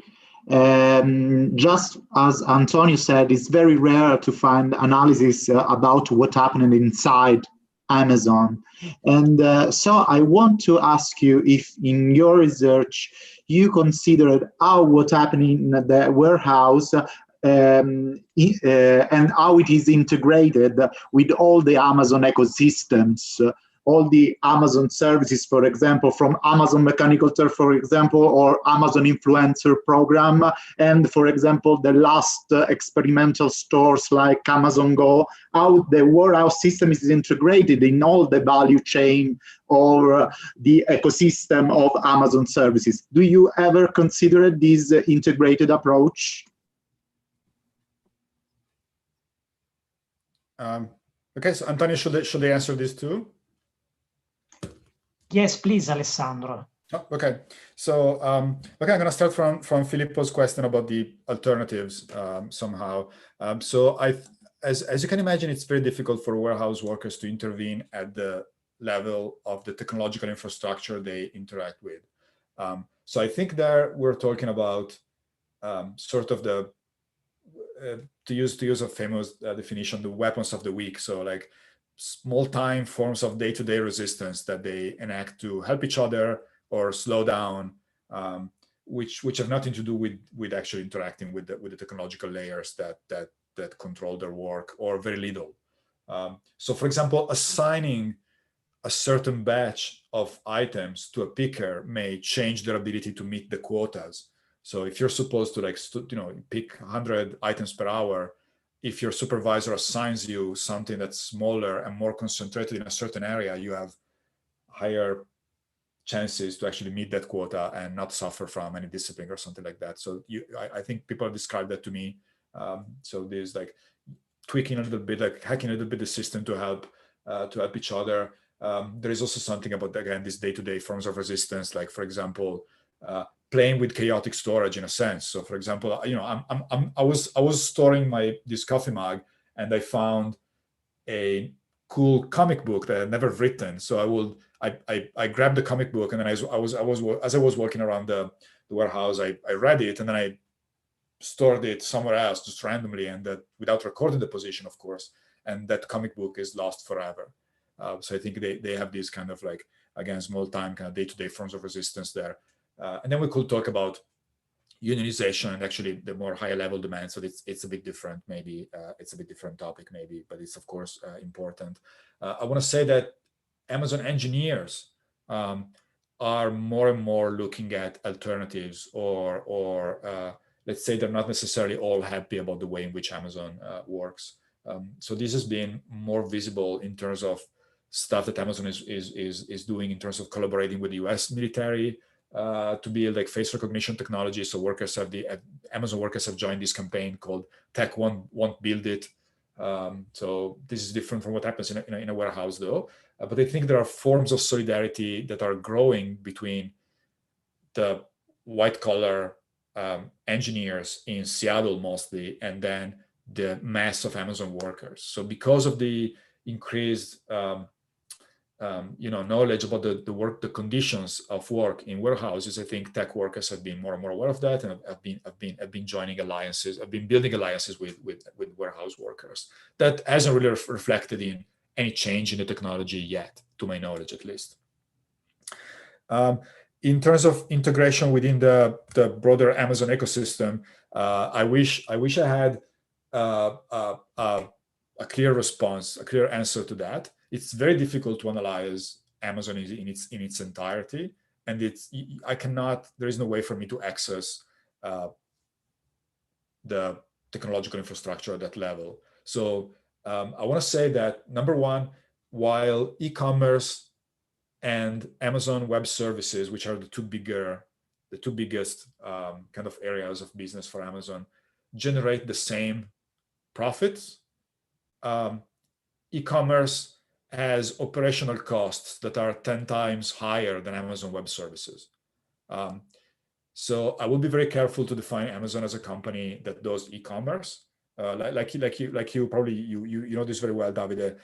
It's actually much bigger than that. So lots of the things that Amazon does do reverberate inside the warehouse. So without the cloud computing that Amazon has, Amazon wouldn't be able to connect what happens on its websites, Amazon.com, Amazon.ca, that we use to purchase stuff, to what happens inside the warehouse. So there is a clear connection there. But Amazon Web Services, their cloud computing systems are much broader than that. So actually Amazon sells those services to probably a majority of internet-based companies at this point. Same for Amazon Go. I think there is integration in the sense that the products that are stored in those stores, those are okay. So those are physical brick and mortar stores that Amazon is experimenting with in the States, and they are in theory completely automatic. So you just walk in, grab your toilet paper, and walk out, and the system will automatically charge your credit card or something like that. In theory, because the first time I walked into one of those places, the first thing is I was kind of excited to see how it worked, and the first thing I bumped into was a human, a worker, actually staffing the place, which was funny because in theory, Amazon Go is this fully automated grocery store. Anyway, definitely at the very least, a full integration between web services and e-commerce in the way of crunching the data about what customers want and using those data to generate a process, like literally choosing an FC, choosing a person who's going to pick that item, choosing the delivery company and the route it's going to take to get to your home and deliver that. So there's definitely integration, very difficult for me to access it at the detailed level.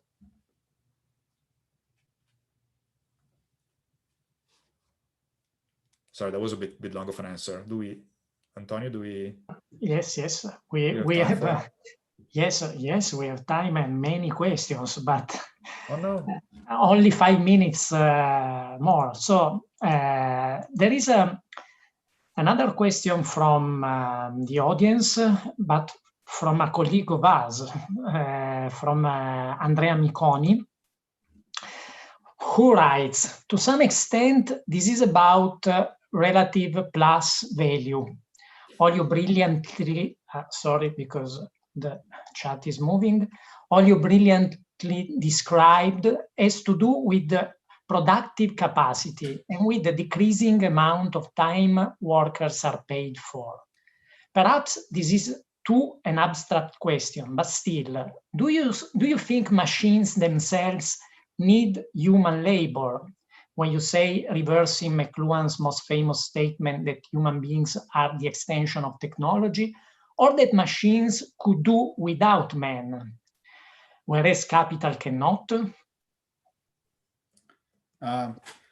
Okay, that's a complex. Okay, are we taking one more? But maybe we only have 4 minutes, so you can answer this question, because many other questions are about mechanic dispossession, and you have already answered about that. So maybe this is a different question. Okay. Okay, so that's a great point. So I think that I find it very difficult to separate between machines and capital. In a sense, so I think we can imagine a future like matrix-like world where machines are completely independent from humans, including from capital. But that would be a very speculative kind of exercise. So I don't know. I think we're bleeding into science fiction there, of course, which I love, and it's very interesting. But focusing on the capital side of the equation, I think it's very clear that not only not because they know their labor theory of value. It's not because Amazon knows, believes in the labor theory of value that they think they will rely upon humans, but it's because companies acknowledge, and this goes beyond Amazon, they acknowledge the need for human labor at many different scales. So in my case, so in Amazon warehouses case, there is something about the physical limits. So literally grabbing a coffee mug is so complex that for now, we haven't really been able to automate that. So there is something about the continuing need for human labor there, even from the viewpoint of the tasks that a machine can perform, at least in the near future. Same about the ability to, psychological and cognitive abilities. There is limits there that have not yet been overcome, if they will ever be overcome. And then there is something about the economic limits. So as shown by that quote, which says, look, humans are cheaper and more flexible. There is something there about that will not change in the near future for sure. And that's a political point. So it really depends on the value, on the price of human labor in a certain area of the world. So as long as Amazon is able to access masses of workers that they can employ through casual precarious contracts, and they can pay minimum wage, and as long as they are able to keep up with this high turnover because there are enough workers out there willing to work for Amazon, the incentives to automate will decrease. So I think there is something more political here in terms of how labor can actually intervene in that, and it's always been tricky, I guess, at the political level to play with those factors. But yeah, I'm going to stop here. I'm going to say that it really depends on technological limits, but also economic and political limits. So we'll see. And in terms of machines being completely decoupled from capital and being completely autonomous, that's in the realm of science fiction. I'm very wary. I don't want to attach agency to machines per se. So I know that the stuff I've said and I've written may make it sound like I think machines have these agency and just command over workers. That would be super tricky. It's not something I believe. I think there is something about the continuing need to analyze human labor if we want to understand machines.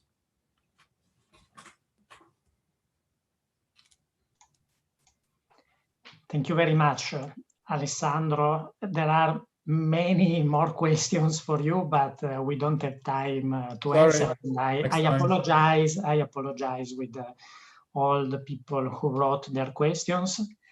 Thank you again for your talk. And now bye, Alessandro. Thank you. And now I'm going to introduce Baruch Gottlieb. Baruch is going to talk about digital materialism, a materialist understanding of digital technologies. He trained as a filmmaker at Concordia University of Montreal.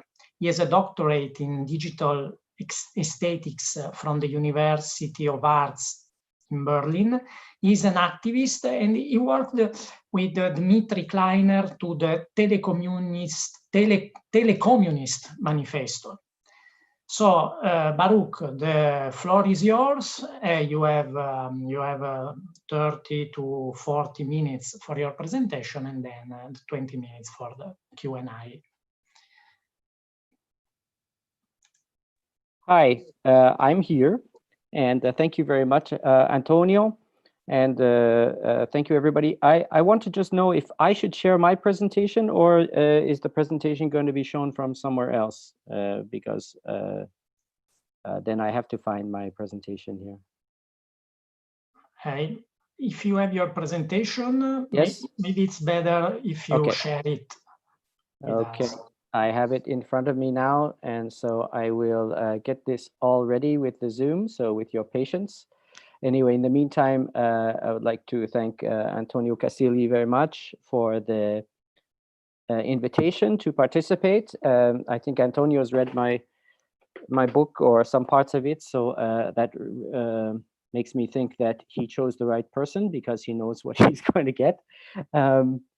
Okay, let's see what I can do here. I don't trust Zoom's share screen so much, so I will do it in this way. So you will see my shared screen for a second. Please let me know if you can see my presentation there. Perfectly. Okay, I will make a full screen. Hold on. And hopefully that will look good. Now, does that look good? Yes. Okay, and I'd also like to thank Elinor Wahal for all the great organization that was necessary to get all this together. I know it would have been very nice to meet everybody in Milan, and I see many people I don't know among the participants and also in the viewers, and I would like to have had the chance to meet you all in person. Hopefully we will get a chance in the future. So yes, I'm coming at some of the same questions that I just saw Alessandro was talking about. I will also address them in a little bit of a different way. I'm coming at it more from a philosophy position, so philosophy of digital aesthetics. By aesthetics, it means that we get information from our senses. So it's empirical aesthetics, it's epistemology, and so we will get to the same questions of labor in the production chain. And definitely I share Alessandro's final statement there that to understand this situation with AI for example, in the Amazon production chain, we need to understand human labor in there because it's not different. The principles of the functioning of AI are the same principles by which human labor plays inside the production chain, as you will see in my presentation. So just mentioning my book, it's there. This is came out 2 years ago. And the basic principle of this book is to say that, that digital affordances, what kinds of phenomena we are experiencing or exploring through our screens and our devices are based on actually simple mechanical principles. And we can know them. They are completely knowable down to the smallest functioning operative detail. And there's no mystery there in the whole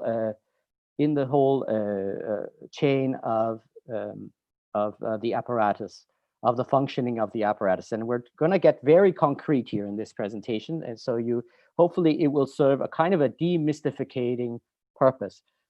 In principle, I want to say that, yes, the truth is in practice. It's not a product, but we will explore it together. So we will get to some truth. But definitely, what we have is a challenge with digital materiality, digital affordances, that this data is happening down at a subatomic level. Electronics, so we hear about electronic information. Electrons are subatomic particles. They are so small that we can't even use the word small to describe them. They do not have a distinct size in the classical physics sense of the word. So when we talk about even electrons, we are using a kind of classical physics, conventional physics notion of the world, which doesn't apply to the reality. And there we have epistemic gaps. We have a problem to really understand what we're talking about. And we use a lot of metaphors to get over this. And this is where a lot of confusion can come in, a lot of manipulation. Wherever there's uncertainty, there's a chance for people who want to take advantage of that uncertainty to take advantage, of course. Okay, here's the introduction. The strength of digital materialism lies in demystifying technologies and making them available to political scrutiny. My first, of course, statement is that there is no immateriality. I completely reject any claim of any kind of immateriality.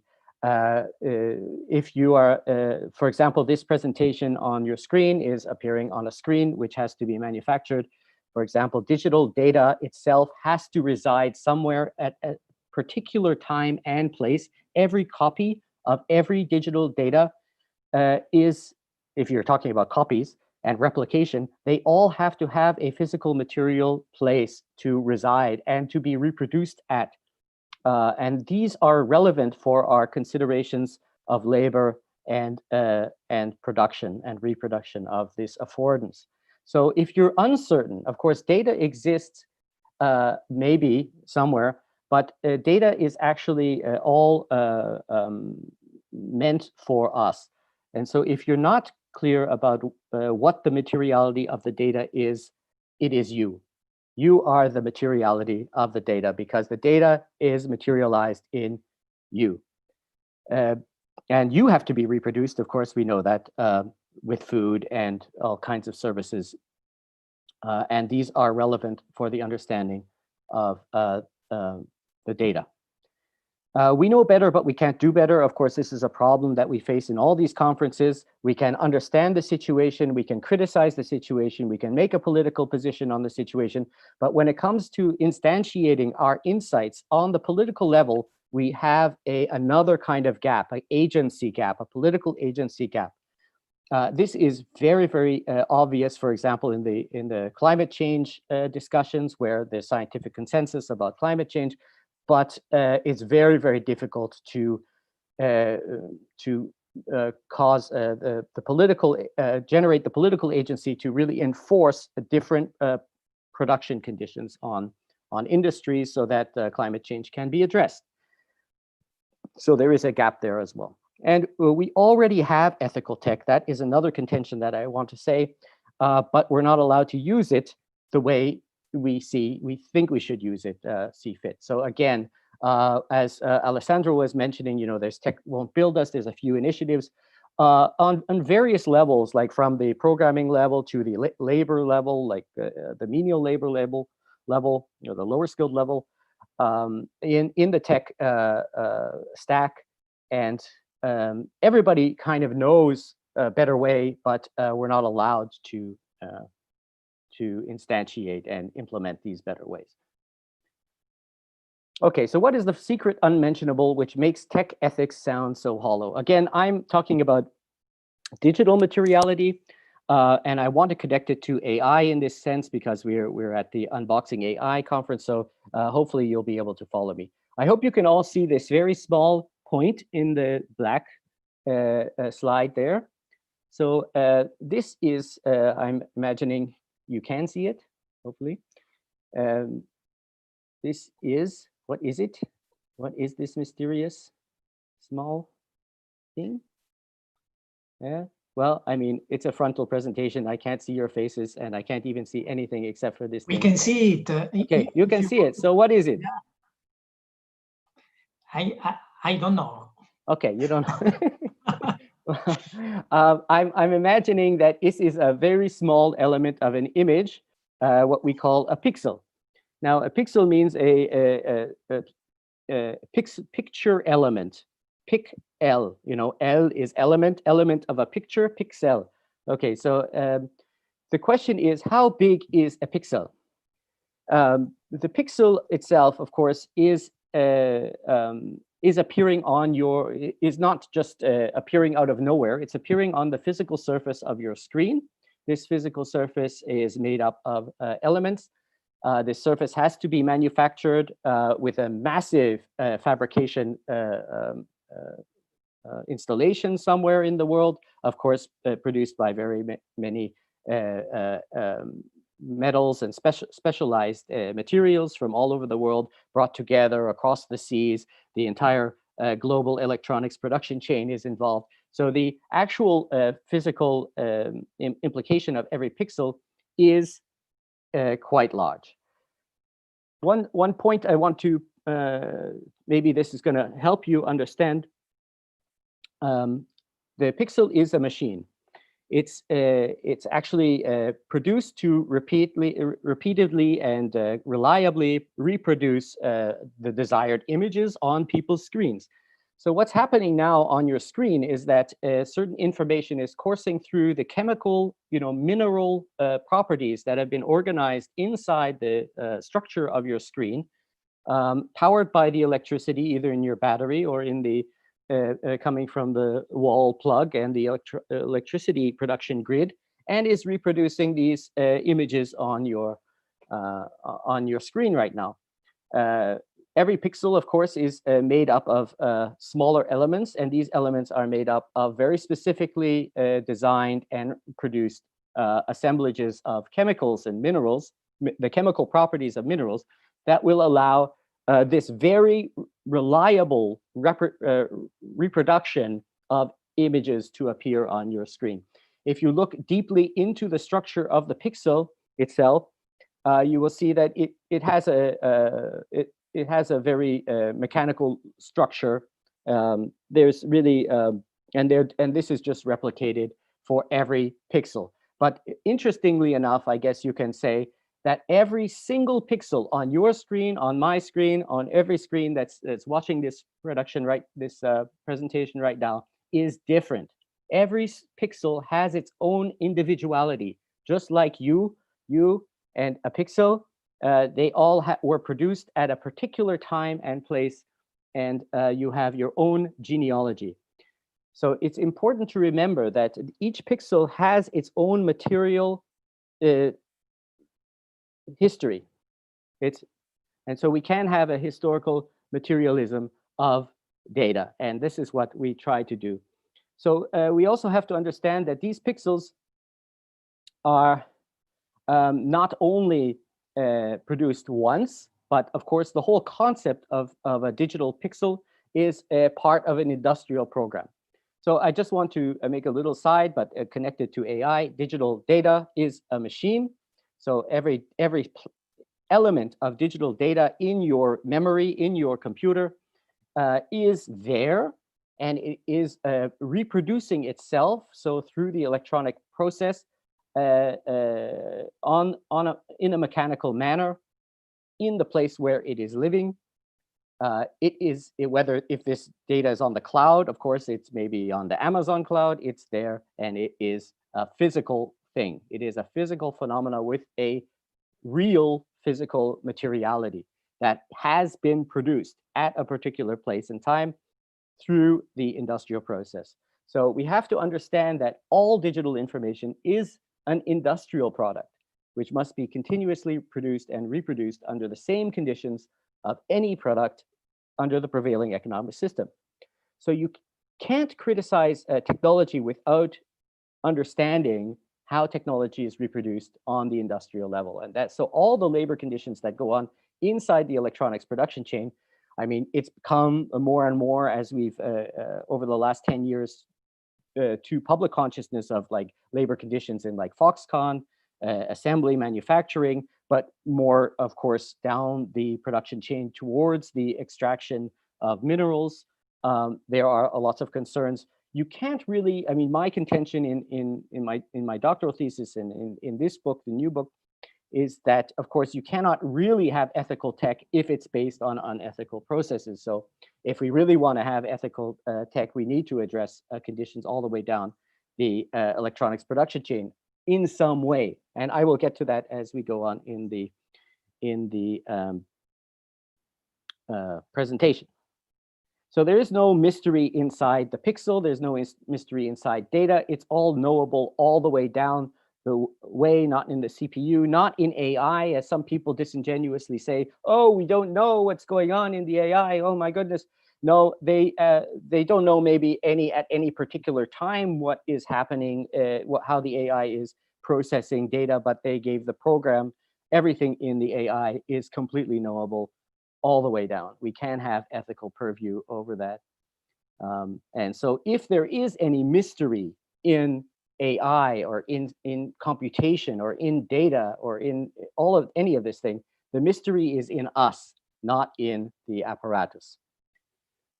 Now, I tried to intimate this to you, but one point that's very important to keep in mind is that your CPU, the central processing unit, or your screen as a machine, has no freedom. There is no freedom in your computer. If there was any freedom in your computer, it would not work. It would not display the data that it's in the way that you expected it to. So inside your computer is a realm of absolute discipline, absolute comprehensive discipline. And you understand that also with regard to the labor conditions all the way down the electronic production chain. If any of those people are free to do whatever they want, the product will not work. We will not have these products. If the people at the mine head where they're taking out the cassiterite or whatever are free, we will not have the affordances of computation and AI at the prices we do and in the way we do. So there is what I call socially necessary discipline all the way down the electronics production chain, all the way down the AI industrial stack.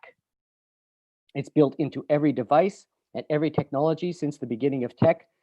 And the problem is that that we do not have a real discourse of socially necessary discipline, like how it. I mean, there is some scholarship on which I'm also working on right now on the relationship between for example, the military or the external affairs and part of society and the civil and the notion of civil freedom. So every nation has an area of socially necessary discipline. The people on the border, for example, we don't like borders, but as long as there are borders, they have to be there. These people have no freedom. Those people are following orders, and they must follow those orders, or else the border is not there. And the border ensures that civil freedoms are able to take place. So all the freedoms that we have using Photoshop or using computers, using AI to do whatever we want, these are afforded by an incredibly intense and extensive regime of socially necessary discipline. The discipline provides the freedom. That's what I want to put to you. Now, this is a problem. How do we navigate this? There's a kind of sacrifice of freedom for the freedom of others. And this is an epochal problem. This is not a problem that we can solve right away. So we have here Jix, who wants to solve, help the world stave off disastrous climate change, but all the tools that he has at his disposal are tainted with colonialism and imperialism. This is an epochal problem. So let's take a breath and say, okay, well, these problems have been with us since the beginning of recorded history. AI ethics, I claim, is useless in as far as it does not at the outset contend with the ethical concerns in the electronic production chain, without which there will be no AI. Now, again, there is a military imperative that we have not overcome in societies. Every society has some kind of military. They have something that is called national security. We have to produce AI to compete with other countries which are also producing AI. Therefore, that's why we do it, not because we need it, right? And I mean, we need it existentially, or else our country will be threatened. But otherwise, you know, and how does that military imperative function into our civil freedom or our ethics and how we want to organize the civil space? This is not often discussed. And first and foremost, under capitalism, of course, it needs to justify its own existence, not through improving the world, but through ROI. Well, okay, maybe under communism, it will have a different raison d'etre. And this is one of the claims I will make in a few minutes. So here I have a meme, which I shared on Twitter. You can follow my Twitter. Sometimes I make funny memes there, and you can see that artificial intelligence, rather than liberating humanity for noble pursuits, is entrenching existing power structures. And then you have the next one. He's starting to get the idea. Evil AI or algorithmic bias cannot be addressed merely by technical adjustments, because ethical, social, political concerns are orthogonal to the practice of science and technology. So science and technology just work on solving problems. They have no need to concern themselves with social or ethical implications or ramifications of their research. I mean, that's just the way we understand science and technology today. Generally, AI ethics regimes involve giving a kind of checklist to engineers and saying, okay, so engineers, did you think of non-racial, non-racist things today? And they check it off. Or were you a non-misogynist, or you avoided some other kind of ethical problem that has been determined by the AI ethicists? And they check that off. And every day they get the checklist, and they have to make sure that they thought about racism and they thought about misogyny.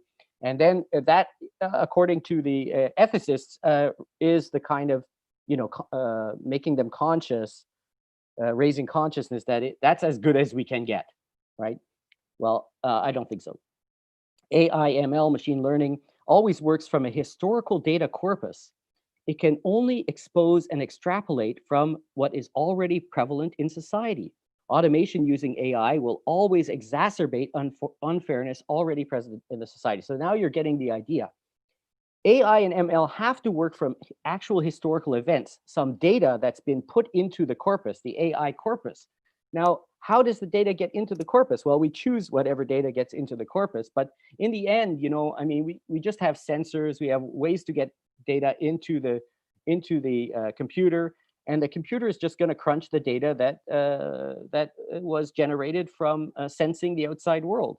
Well, in order to get valuable results from AI, you need to have a kind of, it has to correspond to how the outside world really is. So if you want to say, I want less misogyny or less racism in my AI, it's not enough to twiddle some knobs, to turn the knob and say, turn the racism knob down a bit, or whatever, this red knob, which corresponds to some racism or less misogyny. You will just distort the world representation that you're getting through the AI. It won't be useful result. So the only way to, as I say in the last frame here, fair and just AI ML requires a fair and just society, which reproduces historical fairness into the corpus, which means if the world is fairer, the material that the AI is crunching and transforming into usable interpretation will also be fairer. So the only reliable way for us to get ethical AI and fairer AI is to change society to be fairer and more just. And then the AI will reproduce that justice into the future. Misunderstanding the material conditions undergirding the functionalities of CPU disqualifies contemporary AI ethics. So I took some stock photos from Google's template here. So you're going to get stuff that looks a little bit funny, but I thought to add a little human element, I would add Marcos here. Then Marcos discovered digital materialism. He understands that the principle of socially necessary discipline and that AI only replicates power relations which are already in society. Instead of blaming deplorables or responsibilizing your parents, we can militate for better social conditions which will find their way into the corpus and thereby be replicated through automation and data-driven cybernetics like AI. So we go from frustration and impotence to action. Marcos decide, and this is something that you also mentioned, Alessandro, that the people like in Tech Won't Build This, and also people like in the Amazonians United labor unions, they're acting on the level of labor action. They're not acting on the level of programming. Like Mark Zuckerberg just wants to. He always, like when he was testifying in Congress, saying we need better AI, we need more AI. No, I don't. I think he really he really knows what he's doing there, of course. But that, of course, is absolutely the wrong answer. Marcos dedicates himself to social action and uses AI to understand how to do that. Okay, yeah, so you can actually use AI to monitor how good your social action is working, because it actually gives you some useful insights about how the world really is. massive data sets, even large-scale passive data acquisition used ethically in the interest of improving the conditions of the great majority, that's what we could have in another regime, which would mean that AI would not be a problem. What I would say, let's say, I always make this joke, you know, AI under communism will be fine, because under communism, I mean the ideal communism, we're not talking, let's not get into bogeyman stories, but under a regime where the interests of everybody is the most important thing. So raising the conditions and improving the conditions of everybody without exception. If that is the condition that the AI is being used to do, then there won't be any problem. You know, the AI will function to improve the conditions of the generality. But won't AI lead to mass unemployment? Okay, yeah. I guess you might have treated this. I was teaching all day, so I was not able to follow the previous discussions. But of course, there has been no observed trend in technological unemployment. Of course, under capitalism, for those who know the labor theory of value and still adhere to it as we do in Telekommunisten, this means that capitalism needs labor for profits. So capitalism will never abolish labor because without labor, there are no profits.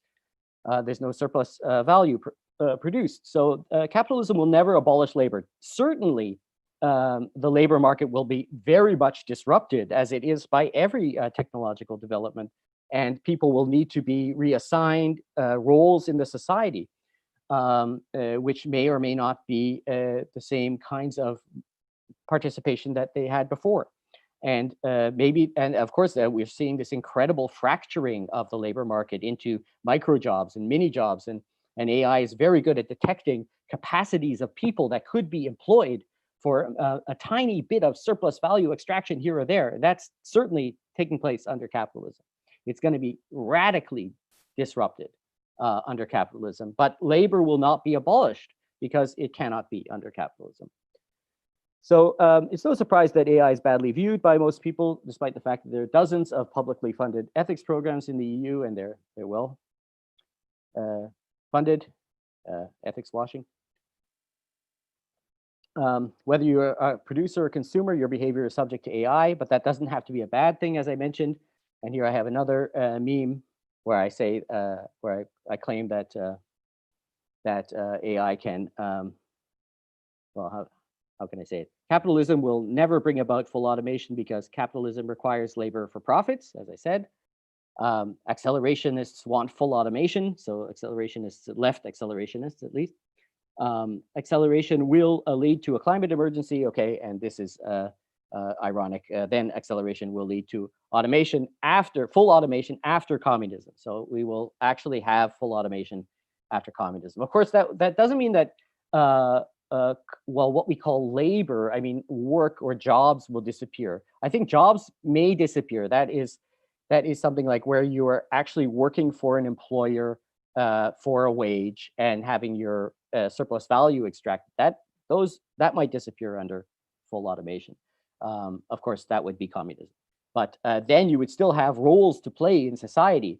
And there's a lot of research that's going on in that domain. So here are the three trade-offs to discuss. I'm very happy to discuss with you. I hope we have a lot of time. Yes, we have a lot of time to discuss because that's the main thing we should be doing as, who wants to hear somebody talking all the time? So there's feedback between technical mastery and the unknowable predicate. So you have technical mastery, but you have all these positive and negative externalities. We have a dialectic between socially necessary discipline and civil freedom, and the role of national security in that. And then we have real AI ethics is social and economic justice. That means we have to transform society, and then the AI will follow. Okay, this is not really necessary for you, but just showing you that the book came out February. We introduced a new cryptocurrency called the Hackett. I can talk about that a bit if you'd like. We are collaborating on post-growth, this notion of how we move from our carbon-based energy economy to now these are just studies that I'm doing in my new institute called RITA, the Research Institute for Technical Aesthetics. And we are here for you to get in touch. So thank you very much. I hope that was interesting, stimulating, and I look forward to discussing with you now. And I put my camera on so you can see me in the darkness. Hello. Thank you very much, Baruch. Yes, it was very, very interesting and stimulating. And we already have 2 questions for you. Okay. The first one is from Alberto Scandroglio, who asks, I think capitalists are indifferent if profits come from labor or machines. So I believe large unemployment or underemployment could be possible. What do you think about that? And there is another question from an anonymous spectator. So he says, about biases, what about a scenario where an AI is trained from biased data and then reproduces the bias, but then allows to study the bias in isolation and allows us to fix it? Example, Loans. The AI will use the first name to apply biases if this information is present in the training data. But then we can test the result with different first names more easily than with the original bank agents. And we can retrain without that information until we are not able to detect bias. An AI will not trick us if we show it the same loan request with only a few elements modified. What would prevent us to use these strategies to use AI to study and fight biases? And there is also a question from Antonio Casilli. Okay, nice. Antonio, do you want to pose your question? Hello there. Hi, Baruch. And thank you very much for your presentation. That was extremely rich with new elements, which was probably the best part. Listen, there's so many questions I would like to ask, but I will probably start by asking you what, given the last meme you presented, what is exactly your stance around or about or against accelerationism? So how would you summarize your argument about this? And then this is all. And then probably if you have time, I'm very curious about the cryptocurrency hacket that you just launched. Okay, so I guess the answer to Alberto's question is from classical Marxism. Machines don't create new value. So if you are one of these people who thinks that value is created in exchange between people, marginalist theory, that I can't really help you. This is for me obscurantism and obfuscation.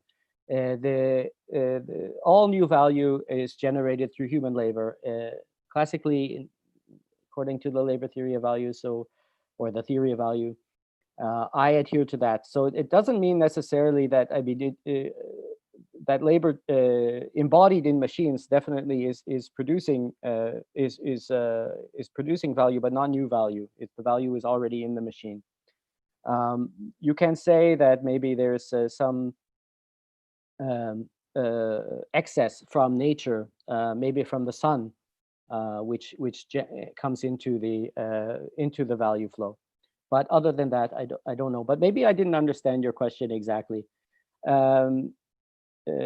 Definitely, though, as Kalecki pointed out in the middle of the 20th century, there's something called the power of the sack, and that a certain amount of unemployment in the society is necessary for the capitalists to enforce a kind of discipline over the workers to make sure that they are competing with each other for the lowest possible wage, for the survival wage. What we see in America now is incredible development where there's quite low unemployment compared to Europe.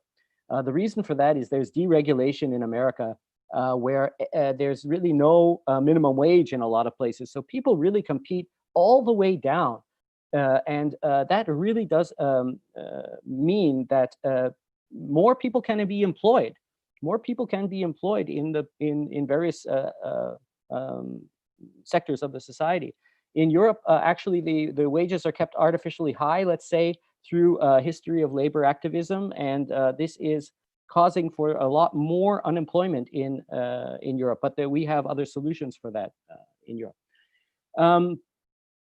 I'm in Europe, although I'm Canadian. Okay, anonymous attendee. Yes, yes, you can use. It's a game, right? You can use it, but I mean, your point, your scenario points to a kind of a acculturation or a training process whereby people lose their biases or become aware of their biases through some kind of game or process, and that certainly is possible. I mean, you want people to be able to learn about the world and learn about their biases, but you know, the attitude towards people and saying, well, they have a bias, and that should be corrected is already putting them in a defensive position. And of course, my position, which I would like to emphasize in my approach here, is that if there are less social and economic tensions and less social and economic injustice in the society, bias will have less of a role, because whether you're biased or not, there won't be a chance to discriminate existentially on whether somebody gets a loan or not. It won't be such a big problem because you won't need a loan so often. So the point is that we want to limit the amount of situations where this kind of bias has existential implications, and we will eliminate that on the social and economic level, not on the tech level. To Antonio's question about accelerationism, well, I think accelerationism under capitalism is a pipe dream. It's really a science fiction suggestion, because we will destroy the environment, as we can see, very, very quickly, and probably make the conditions under which human life can be reproduced at the scale we have it today impossible very quickly. As we can see from people like Jean-Marc Jancovici, we are already way too far in trying to curb carbon emissions and CO2 in the atmosphere. So we are already looking at a scenario where we're going to be managing a very unstable climate and not having a stable climate anymore. And so that's actually going to have a lot of AI implications. We could have AI industry of climate management, which is already nascent, it's already starting, and that's going to be a huge growth sector. Although I do not think that it will be competent enough to do anything more than keep us on a life support system within an unstable environmental condition. Really, what will happen with accelerationism is that there'll be a massive destruction of human life on the planet, and then we will be back to, you know, maybe half a billion people on the earth, and then we'll be in paradise again, because we can just start, you know, I mean, there won't be, hopefully, I mean, that's the vision of the end timesers and the Pentecostal, you know, evangelicals in the States, that, you know, if there's this massive calamity, then we can start from the Garden of Eden again. Probably with capitalism again, but it won't be so bad because we'll only be like a fraction of the original population. Yeah, that's not a scenario I would like to really encounter, you know. Okay, so we have three more questions. But before posing you those questions, I have a question too, because I studied algorithmic fairness, and you talked about historical fairness. So I wanted to ask you something more about your idea of which kind of fairness is developed today in algorithms, because I noticed that out of 16 definitions of fairness I studied, 14 of them come from a liberal idea of ethics, which means more or less everybody should have the same possibility to have a loan, to have a job if they present their CV to a farm. But what about if it was better not to give everybody the same opportunities? Because, for example, if you have two CVs that are very similar, but one person was poor and had many troubles to have a certain kind of CV, and the other one was rich, and it was easier for him or her to have this kind of CV, maybe it would be fairer to give the job to the one who found difficulties in getting there. So what about your idea about an historical vision of fairness? Yeah, this is a terrible, again, an epochal question which emerged with the alphabet, I think, and with, you know, I mean, Jesus Christ is an example of you know, a radical Democrat who wants to treat everybody equally, and you know, it didn't go over well back then, and it's still very difficult, you know, to try to envision or put into reality more fairness in the world, I think, and it's in a way it's against nature. We have to acknowledge that, you know, nature is a very brutal, and especially in encounters with humans, as far as we know. It's although we are also nature, of course, but the conditions of the planet are not fair, you know, and so what we try to accomplish with fairness is very artificial, and it must be understood in the context of the greater materiality of the planet, which is structurally, you know, has nothing to do with fairness. It's orthogonal to fairness.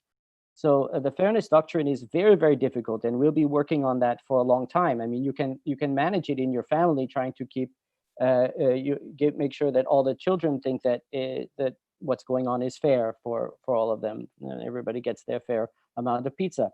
But you know, this it's much more difficult to do on the social, you know, the greater social level at scale. Of course, within the instruments themselves, within the apparatus itself, it's completely fair. I mean, fairness works perfectly in tech, in science, in science.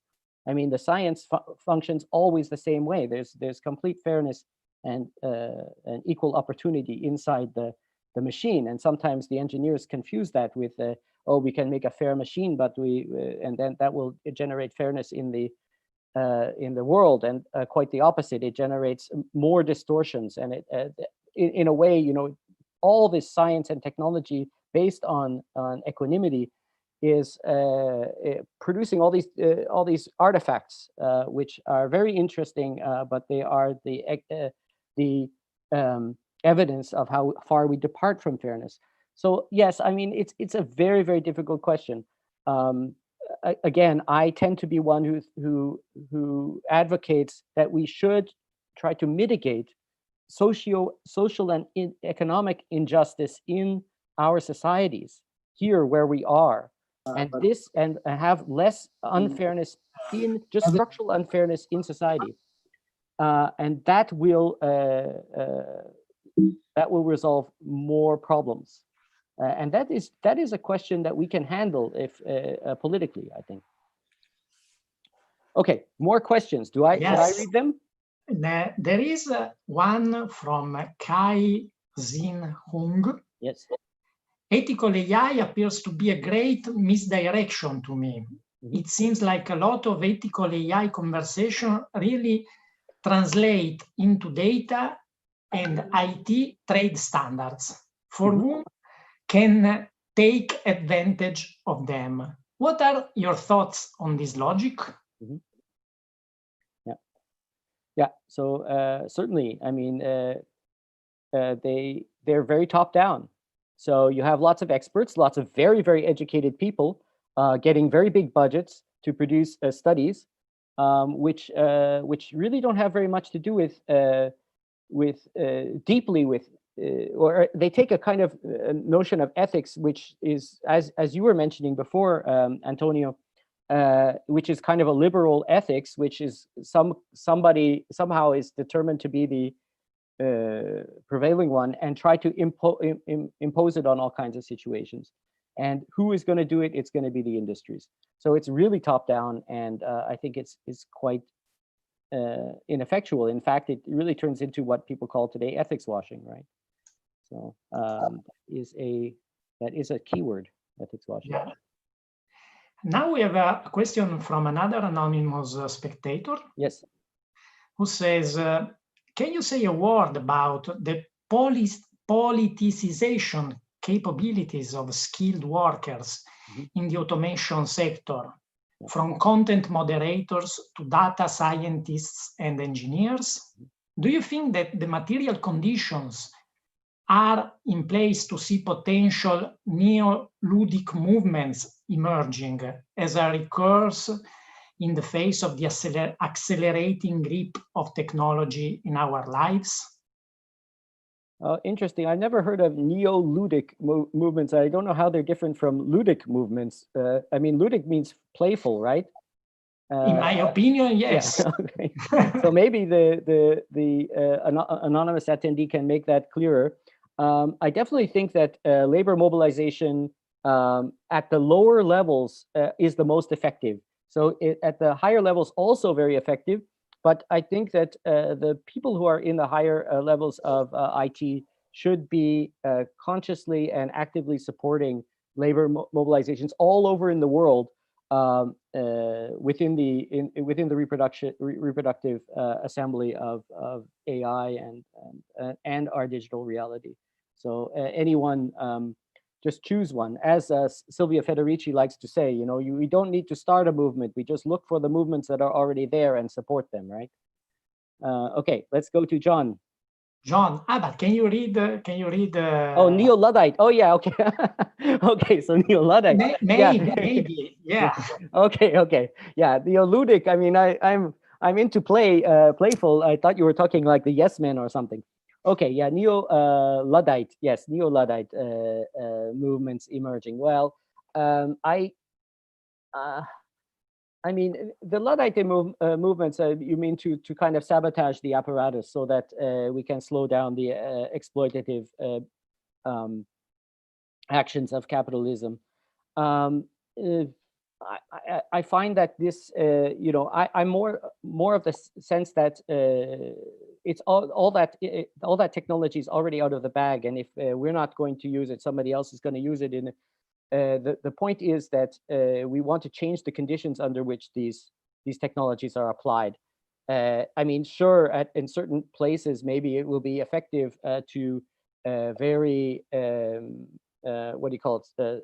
Strategically destroy something. I don't know, but it's not definitely not the solution. I think technologies and the industries and the people in power in these industries will know how to root around kind of neo-Luddite movements.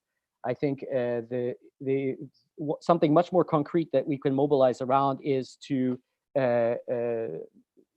support the conditions of the less well-off and try to create better economic conditions for the generality. That will buffer the, it will also allow more people to get involved in activism and in labor activism and in politics, and to inform themselves and to be more active politically in the issues around automation and AI. So I really advocate for trying to, in every case, militate to improve the general people's basic conditions. Okay, now the last two questions together, so maybe you have time to answer both of them. The first one comes from John Enman Beach. Does the classical Marxist refutation of technological unemployment in this context turn on legal structures, and in particular on the definition of value-creating legal persons? Do the corporation and perhaps more nearly hypothetical future AI persons undermine this response? Then the second one from Sana Hamad. How would you say that this knowledge about digital materialism translates into workers' consciousness? In my research on content moderation, I have observed that workers are aware of the growing power of AI, but they think that they remain irreplaceable.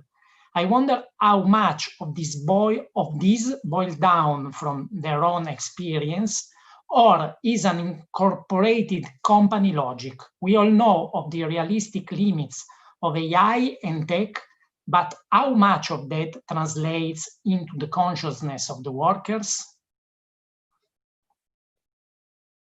Okay, well, again, you know, the workers only have the political. I'll take the second one first. The workers, of course, only have the political agency they have with regard to the capitalist who is exploiting them or for whom they're working. So they have to execute that there, and that's their struggle in that sector of the economy. So their struggle doesn't. I mean, the more they understand about their role within the stack of AI and the stack of services that they are contributing to reproducing, the better they will be able to militate within their company and also organize among each other across companies. Certainly, better conditions for them will mean they can be more active politically, but they should also understand that their fight is also for everybody else who is below them. So definitely, I guess, understanding about digital materialism also helps everybody understand how we are connected in a struggle. Maybe it can lead to, though this is another incredibly difficult area of discussion, international solidarity.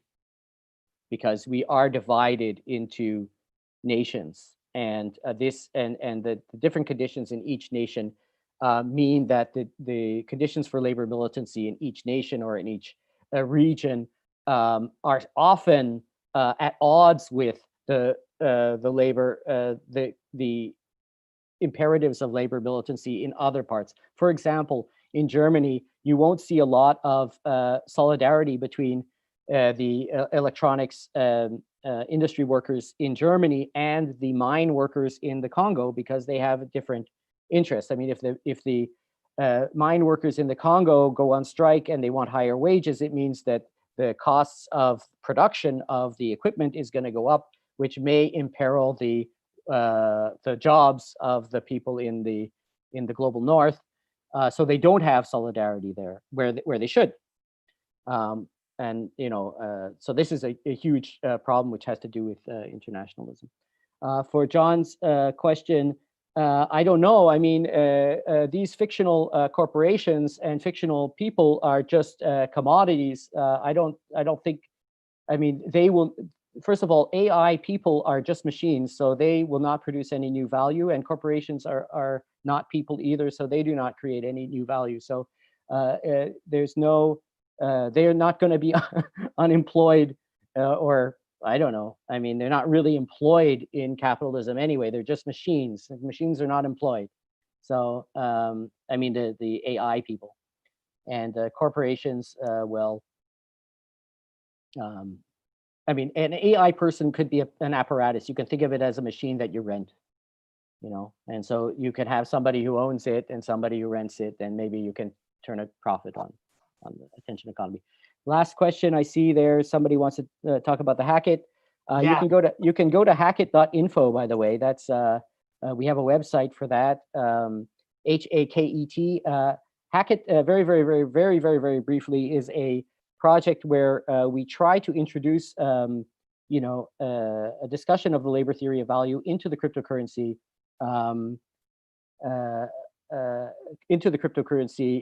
space, so discussion space or discursive space. There's a lot of people curious about cryptocurrency. They have a lot of hopes in cryptocurrency, especially like in Ethereum and DAOs and everything.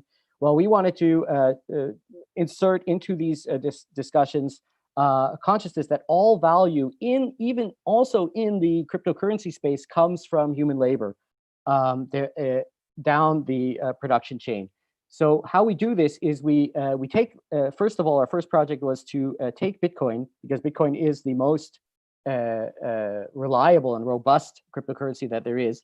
It has a couple of strange distortions in its design, which dissociate the amount of Bitcoin that's issued from the work that's done by the machines, what's called the hashing, that produce the Bitcoin. What the Hackett does is make the amount of Hacketts, instead of Bitcoin, exactly equivalent to the amount of hashing. And there you get an exact amount of labor value in your Hackett. So that's very short, but you can follow up on hackett.info. I see I explained it too short. We have 3 minutes left. Well, we have 2 minutes, but maybe we can use them to relax a little bit. Oh, yes, relax between now and the next talk. No, because there is still another yes, exactly. speech, but thank you very much, Baruch, because you have left a lot of time for the interaction with you. Yes. It is something very valuable, and so thank you very much. Yeah. And so we have at my clock 1 minute to rest a little bit. But maybe it's better to pass to the next presentation. So thank you very much, Baruch, and bye. And I leave the floor to Paola Tubaro, or Tubaro, Paola, I don't know. Tubaro, to Paola Tubaro for introduction of the next speech. Thank you very much. See you. Thank you very much, Antonio, for keeping the time in so incredibly perfect way. We've even finished the session 1 minute earlier, so that's absolutely great. And thanks everyone for your presence and participation. And I'm really excited now to announce and introduce our closing keynote of the day. We have the honor of having here Professor Jeremias Adams-Prassel of the University of Oxford, who will give our final talk for the day. So let me just start with a short introduction. Professor Adams-Prassel is Professor of Law at Magdalen College, University of Oxford, and is Deputy Director of the Law Faculty's Institute of European and Comparative Law. He read law at Oxford, Paris, and Harvard Law School, and is the author of a lot of very good articles and books, and in particular this one, Humans as a Service. I don't know if you see it, but a very influential book on effects of the gig economy and technology on workers and the world of work. His work is being recognized by prizes for teaching, for research, and public impact. And he is about to start 2 new projects, one funded by a Lever-Ulmer grant, and the other one is an ERC grant of £1.5 million or euros, I'm not sure. That is going to start, as far as I understand, next year, next April. And that topic will be exploring the rise of algorithmic management with, and of course, in link with the future of work. And that will be led by an interdisciplinary team of law scholars, computer scientists, and sociologists. And so he has a lot of insight to share on the role of technology in shaping the future of work. And so the floor is yours. You have 30, 35, 40 minutes to present your work. And then we'll collect questions as usual. So feel free to write your question in the Q&A section, and then we'll have a discussion at the end. So thanks very much for your attention. The floor is yours if you want to share your screen or. Thank you very much indeed. I'm just going to try and bring up my slides on the screen, if you can see me. Does that work? It does, yes. Great. Thank you so very much indeed for this kind introduction, Paola, and thank you very much indeed to all the organizers and the Fondazione Feltrini for organizing such an amazing and stimulating set of presentations. I would normally, at this point on a Friday afternoon, joke that all there is that's standing between me and your aperitivo is my lecture, so I'll try to keep it short. But given the fact that we're all sitting in front of our computer screens, I suspect, please don't let that stop you. And I hope we'll be able to, over the next 30 minutes, keep you reasonably entertained for the end of an evening. I must also say I found it a fascinating series of presentations and discussions so far. And I hope that I can add some of the legal perspectives to this. I'm not going to bore you with any particular legal details, but what I really want to think about is what the sort of big legal questions and challenges are that are coming out of the rise of artificial intelligence at work. And what I want to talk to you about over the course of the next half hour or so is this idea that what we're looking at is the rise of the black box boss. That actually, to quip, while yes, we have seen various ways in which artificial intelligence is coming for workers, is coming for jobs. I'm thinking about Alessandro's presentation earlier this afternoon in Amazon warehouses. What we're seeing just as much is actually artificial intelligence coming for your managers' jobs. And that is not just a problem for managers losing their jobs, actually it's a problem for all workers in the way it completely reconfigures the workplace. And also I think it strikes very much at the heart of the way that the law has traditionally thought of the regulation of the workplace, that the law has traditionally assigned responsibility. And those are the kind of questions I'm hoping to explore in my work with you today. So I guess when it comes to thinking about artificial intelligence and the world of work, well, there's some very traditional narratives we're all deeply familiar with, and we've already seen explored in various aspects across our talks, right? This is a kind of question of technological unemployment, this idea that the robots are coming for our jobs. The thing, though, with that idea is that it's one with a huge pedigree. It's one we see Ricardo talk about in the 1820s. It's one we see a century later Keynes talking about in his letter to his grandchildren, this glorious idea of the 3-day work week. Well, certainly in this day of Zoom teaching and lecturing, I can assure you that if anything, technology has brought about the opposite. And I think to many of us, the work week feels much longer now than it did even 5 years ago.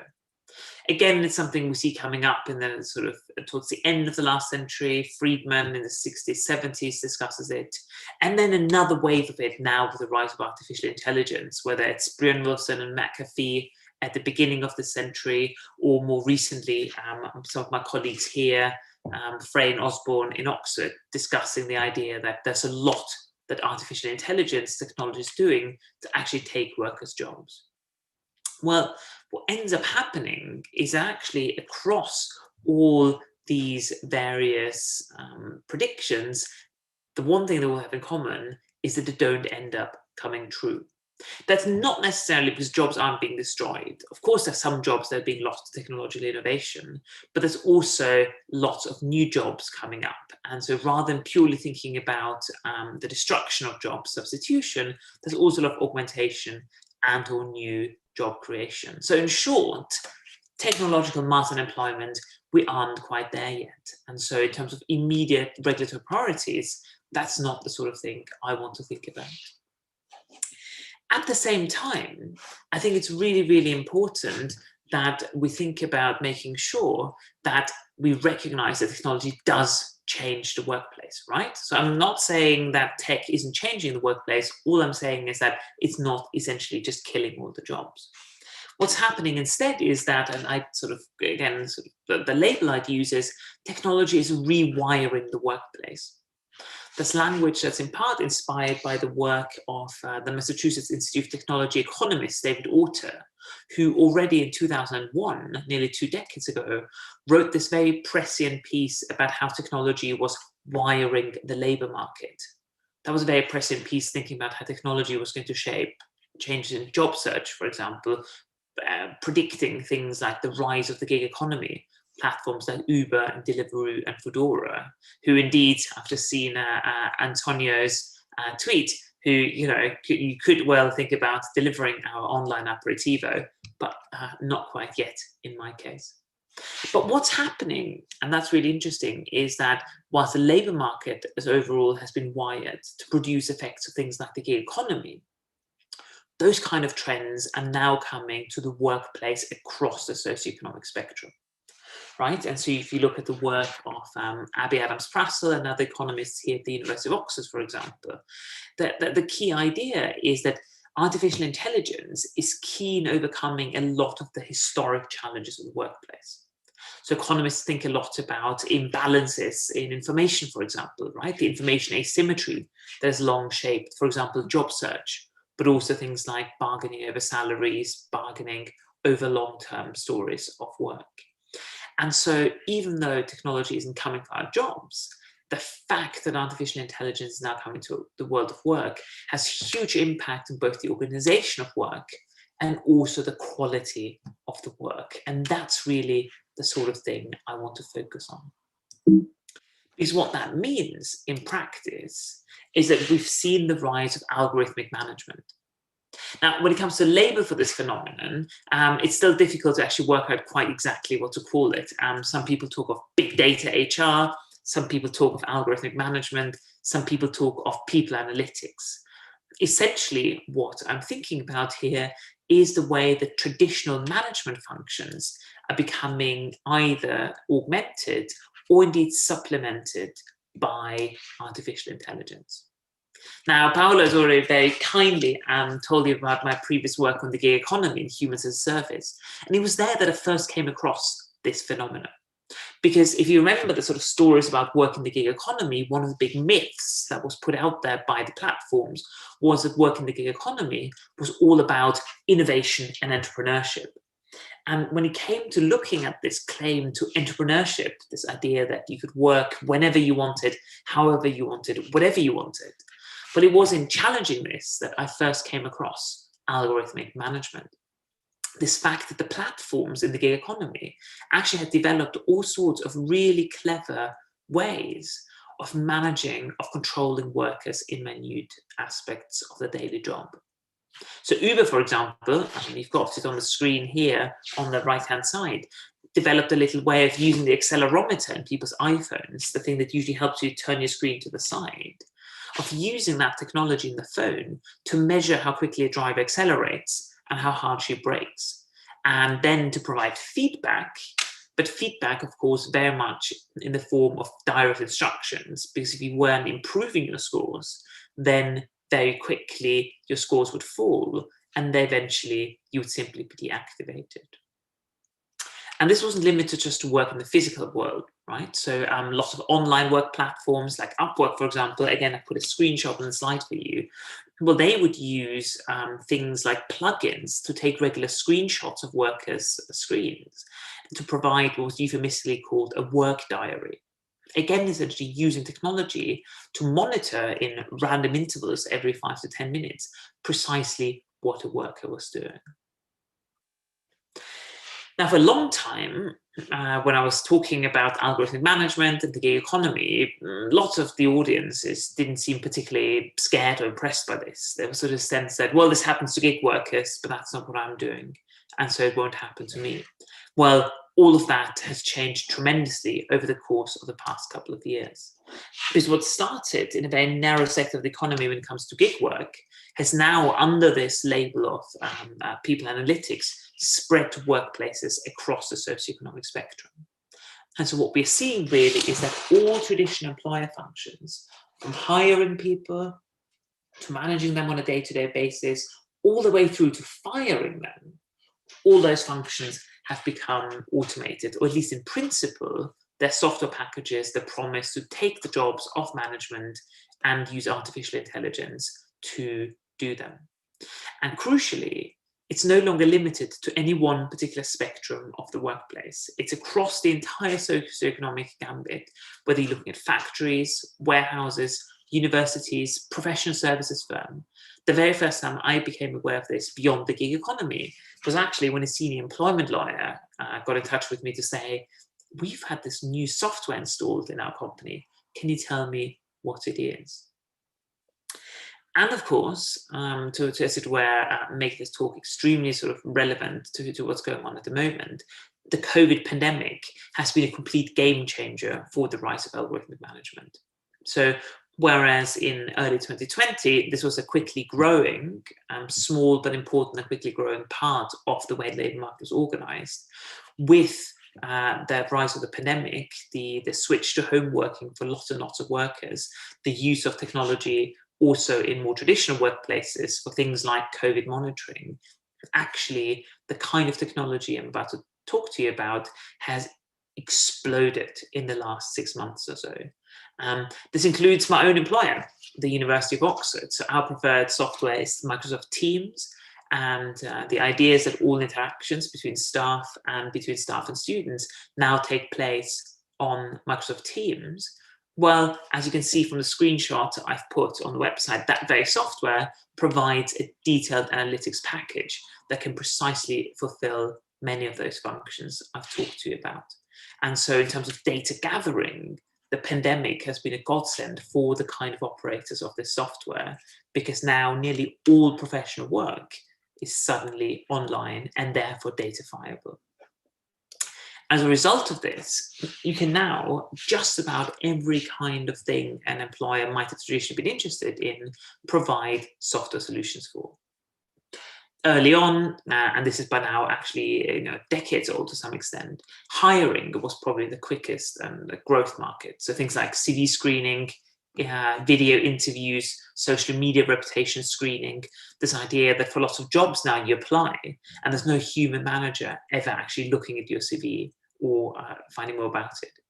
There's also ways of predicting employee behavior, everything from fraud prevention, so insider trading in financial institutions has long been a use case, but also trying to work out how likely employees are to move jobs, for example, and therefore make sure that you can pay, as it were, an extra marginal wage to those workers who might otherwise jump ship, whilst saving you money and not giving pay rises to those workers who are loyal to the company anyways, right? You can start seeing the sort of problematic counterintuitive uses of some of this technology. Scheduling is another thing where algorithms are now used very extensively across the world to replace traditional employee functions. But there's also more sort of curious cases, right? Hand wash checks, for example, little badges in medical workers in particular that make sure that throughout the day, before entering particular places, workers comply with various management instructions. And it goes all the way through to terminating people.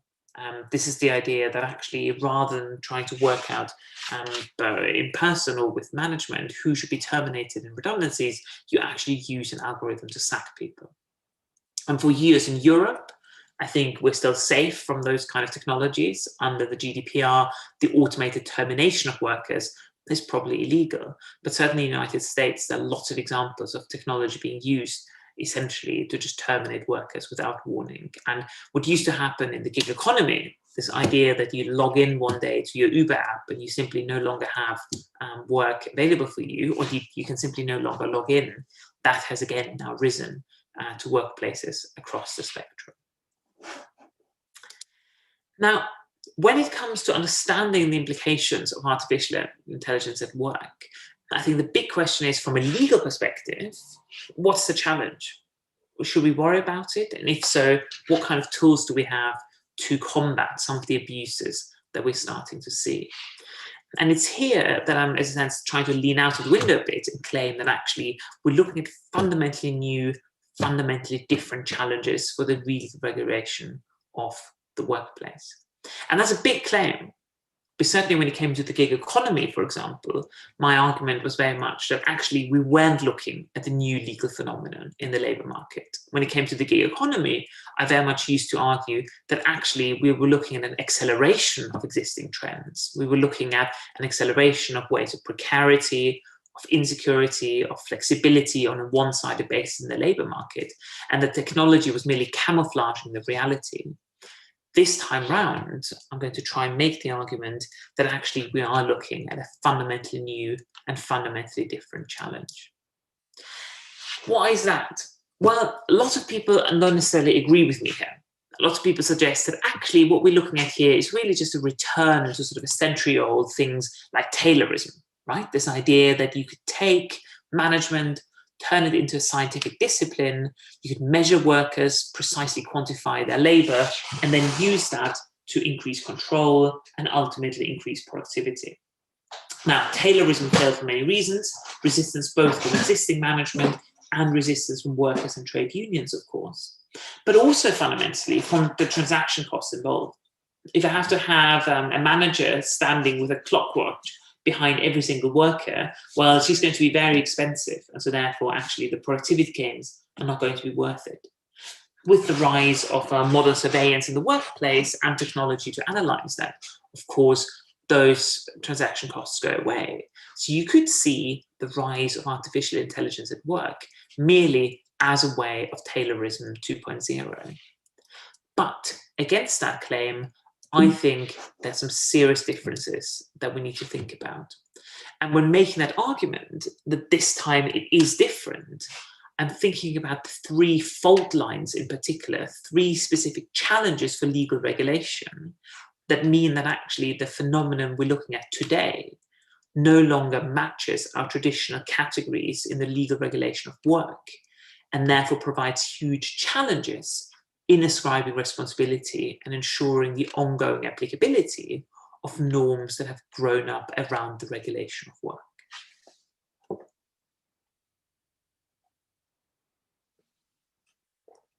So let's spend some time thinking about these three fault lines in some more detail.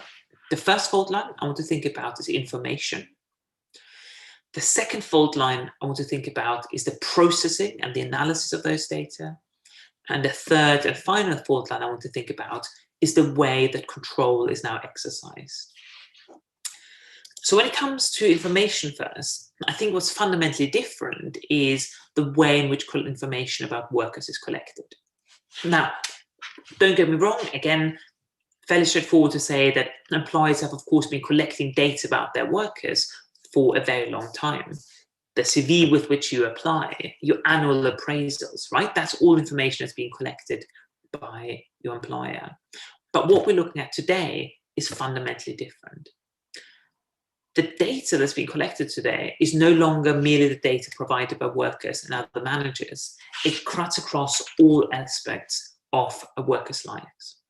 There's all the digital footprints we leave, right? The metadata of your devices, of the emails you send, of the online conversations you have.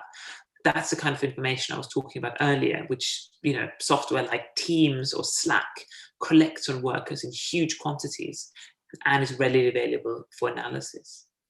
But there's also physical information, right? There's companies increasingly producing sensors, for example, that allow employees to work out who hangs out with whom around the workplace, whether it's desk sensors or sensors you wear around your neck as part of your ID card.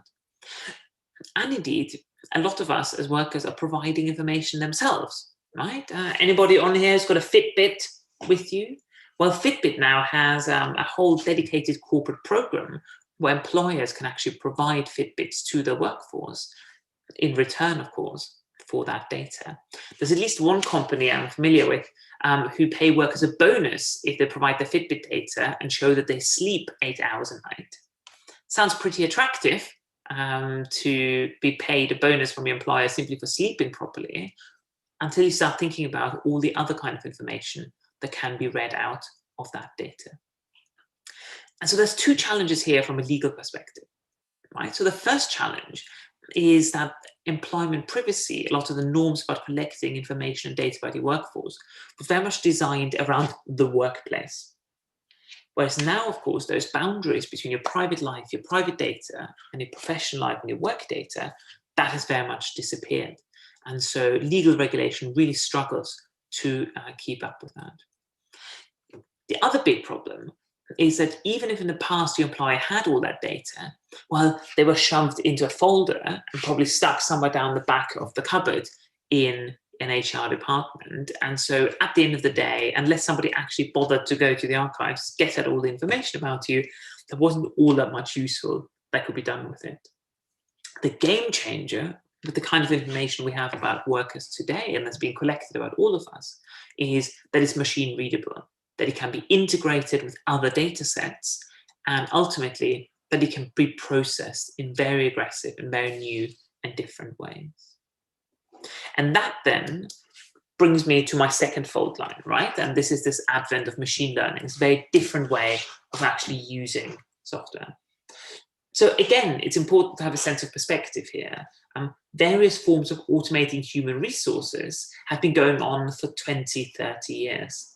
I just read this great piece by a scholar called Newman from the United States, who's written about Kronos and other software services that used to provide kiosks in various supermarkets where workers could put in their personal information, fill out personality questionnaires. But ultimately, those were all routine-based algorithms. So to some extent, at least, they were understandable and predictable. What's going on with machine learning, different forms of artificial intelligence-driven decisions, is that we start to struggle to understand why particular decisions are taken, and also that the patterns in those decisions become much more important. This idea that when it comes to a hiring algorithm, for example, what it essentially does is it replicates existing patterns and inequalities, right? It looks for patterns in existing data of top performing workers or of workers soon to leave who therefore need a pay rise. You pick your particular scenario. And then what it does is it tries and replicate those patterns in different scenarios, such as hiring, such as rewarding particular workers. And so when it comes to the processing of data, we're suddenly in a world where we're no longer in the way that legal accountability would work, can point to causation, can, for example, identify a reason for which a particular decision was taken, which is normally the way employment law works to apply responsibility to a particular decision maker and the consequences of their actions. But rather we're simply saying, well, that is the pattern that was spotted and we can't explain any further details. The third fault line, finally, is the way that control is exercised over workers. And again, that's really important because traditionally we pin legal responsibility to the exercise of control. And so we're looking for somebody who says, you are fired or you are hired or any kind of other exercise. Now, one thing we've seen very much with the rise of algorithmic management is this transition from orders to nudges, to various forms of clever behavioral economics, essentially, to exercise control over the workforce. And think about it as sort of gamification of work, only personalized to you. Just the way that, you know, ads and shopping recommendations and music recommendations are personalized, so are now the ways in which employers can exercise control and pressure over the workforce. So you could think, for example, about a warehouse operator who has a big scoreboard up and shows how many items per hour are picked by different workers. And you could see how that sort of gamification, that creation of competition, would start to put lots of pressure on individual workers. But it might also turn out that some workers are actually upset by that information or demotivated by the fact that somebody is ahead of them. And so what you can then start doing potentially is actually providing different information, different feedback to different workers. Some people might be motivated by the fact that somebody's ahead of them and that they want to catch up.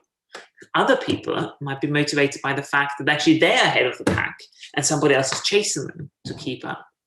And so what you can do is essentially create these kind of very quickly learning feedback and control systems that exercise control in ways that are far beyond anything that a traditional boss could do. The Oxford philosopher Luke Stark has written about this in his work on power, that perhaps actually much more powerful than creating a conflictual situation where the employee wants to go home and the boss tells her to keep working. Actually, it might be even more powerful to create incentives where the employee herself wants to stay in the workplace and keep working. Alex Rosenblatt and Luke Stark, for example, have written about this in the context of Uber drivers, where if an Uber driver tries to log off from the app at the end of her shift, she's shown a heat map saying a surge price might be just around the corner. Well, precisely the same sort of incentive structures can now be deployed in an extremely tailored way to workplaces across the socioeconomic spectrum. And so the result essentially is employer control that's extremely granular, that's extremely iterative, and that is constant. It keeps learning, it keeps improving, and certainly once you've got your computer in your living room and you can't switch it off anymore, it's completely control of your life, whether you're at home or in the workplace. Why are these fault lines so important? What's at the core of the regulatory challenge? Well, for lawyers, this is always the big question: is this a new phenomenon? Can we fit this in our existing frameworks? Do we just need to update our understanding of what's going on? Or is the existing framework broken? And my worry and my deep concern, and I think sort of at the core of my research projects for the next couple of years, is this idea that perhaps our existing regulatory frameworks are actually broken. And the reason for that is what I call the control accountability paradox. And the control accountability paradox works as follows. Traditionally, in employment law, we've been looking for the exercise of control to ascribe responsibility. If you're in charge of setting wages, then you're subject to minimum wage laws. If you're in charge of hiring, you have freedom of choice, but subject to discrimination law, and so on. And the more control you exercise, the more likely it is that a responsibility as an employer will be ascribed to you. And here's the problem with algorithmic management. On the one hand, as I hope to have shown, we can now exercise control in hitherto nearly impossibly detailed and granular way. There's essentially nothing that a software written in a single place in the world can control all over the world. At the same time, legal accountability is starting to diffuse into the cloud, if you will. If something goes wrong, who's responsible? Is it the local management who's deployed the software? Is it the people who wrote the software? Is it people who put together the data set on which the algorithms were trained? What we're suddenly seeing is that despite this intensive degree of control being exercised, actually the legal responsibility is becoming much more difficult. And indeed, to some extent, legal frameworks as exist at the moment might actually make accountability, or at least creating responsible and functional frameworks, much more difficult. I'm aware that I've only got a very few minutes left, so I'm only going to give you one example very specifically of what I mean with this, and this is within the world of algorithmic bias. So algorithmic bias is probably the most extensively studied instantiations of problems that arise from algorithms in general, and in particular algorithmic management. And so particularly when it comes to hiring, for example, we know, say, the infamous Amazon algorithm that was trained to hire engineers, looking at the current top engineers, very quickly working out amongst the team that the one thing they all had in common was that they weren't women. And so that any CVs of promising female candidates were automatically removed by the algorithm.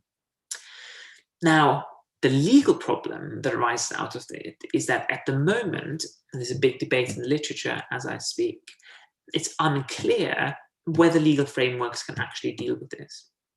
And indeed, we might be living in a counterintuitive world where algorithmic discrimination is legal and fighting it is illegal. Let me quickly explain this to you. So when it comes to algorithmic discrimination, we struggle with the age-old distinction in discrimination law between direct and indirect discrimination. Direct discrimination, where protected heuristic is the but-for cause for the different treatment. So I'm treating you differently because of your protected characteristic. Or indirect discrimination, where I apply a supposedly neutral practice or criterion that then has disparate impacts against the group. Now, when it comes to machine learning algorithm, it will nearly always fall into the second category of indirect discrimination. The problem with indirect discrimination is that it can be justified. An employer using an algorithm that doesn't intentionally discriminate, and remember what I said earlier about machine learning, it's nearly impossible to show any kind of causation or intention in these scenarios. The problem is that that opens up a world for justification. And whilst, again, sort of purely saying it's cheaper is not enough, actually showing, for example, that it helps with the efficiency of a human resource department can be, in principle at least, a possible justification. And so it all then boils down to proportionality inquiry, which is highly fact-specific. On the other hand, that we now also have certain software providers, such as Parametrics, for example, who are out there suggesting that actually we can build software that fights biases. We can do some weighting in the data, we can do some weighting in terms of the way the algorithm runs, that actually ensures diversity. And you then have some detractors who suggest that that could be actually positive discrimination and therefore illegal. And so we could end up in a rather counterintuitive world where algorithmic discrimination is only indirect discrimination, and therefore could be justified, whereas trying to fix it, trying to combat these biases could be caught in the fangs of the law as positive direct discrimination. And of course, in terms of a normative broader standpoint, that's a deeply disconcerting problem indeed. Another example of this sort of clash between, on the one hand, the technical solutions and the legal frameworks is different other ways which computer scientists are working on to combat bias, right? So one particularly promising way actually of attacking bias, of overcoming some of the challenges that I've identified from a computational perspective would actually be to say we can't treat everybody with the same algorithm. Actually, we want to have different models for different subgroups of the population to ensure that we can minimize false outliers and we can minimize discrimination and wrong results on the basis of group belonging. Now, from a computational perspective, that's really promising. There are lots of papers that show that you can actually use this very much to reduce discrimination. From a legal perspective, the idea that I'm going to run one bit of algorithm to hire women and one bit of algorithm to hire men is, of course, a complete non-starter. And so it's that sort of disjuncture that we see lots of these examples of this control and accountability paradox at work. That's it pretty much from me. Let me just conclude with one final slide, and that's to say that one thing when we think about the future of work, and sort of over the past couple of years having been involved in lots of debates and ideas about the future of work, sometimes I get a little bit sort of annoyed by people talking about the future of work, when the reality is, of course, there is no such thing as a tech-determined, predeterministic single way in which the future of work is going to play out. And so instead, I think I want us very much to think about the potential futures of work. And again, to show my own biases, the place that legal regulation has in shaping those futures of work. Now, and this is my very last slide. I think Alessandro is already taking us through lots of existing interesting Amazon pattern applications today, but I've got one more for you to look at it. To some extent, you know, they are the gift that keeps on giving when thinking about these implications of technology for the future of work. So this is the Amazon pattern application we've already seen as well, that guides us workers through what's called euphemistically a haptic feedback bracelet in terms of assorting things in the workhouse. Perhaps as it were, you know, that's how that bottom floor of the workhouse, where the things that humans can grasp, where robots can't, will be organized. Now, from my sort of perspective, thinking about this artificial intelligence at work element, I think the technology here doesn't necessarily cut either way, right? You could think of a world where there's a huge workhouse full of stuff. I give you a list of items to find. I send you out into the workplace, and you spend your whole day desperately running up and down finding that. Having a clever algorithm that finds the fastest way through the warehouse for you, tells you where to pick things, that's great. Using the same algorithm then, however, to measure you and work out, how many items I pick and how many items Paula can pick, and then tell me, well, actually, Jeremiah, you better speed up, or maybe even sort of buzz me if I'm too slow, or trying to use that information to then predict whether I'm going to get sick or pregnant, or might set up a trade union and fire me before any legal implications arise. Well, that's obviously an extremely nasty and bad use of that technology. The interesting thing, I think, here is that actually legal regulation has a huge role to play in terms of shaping the boundaries for how you can deploy these technologies.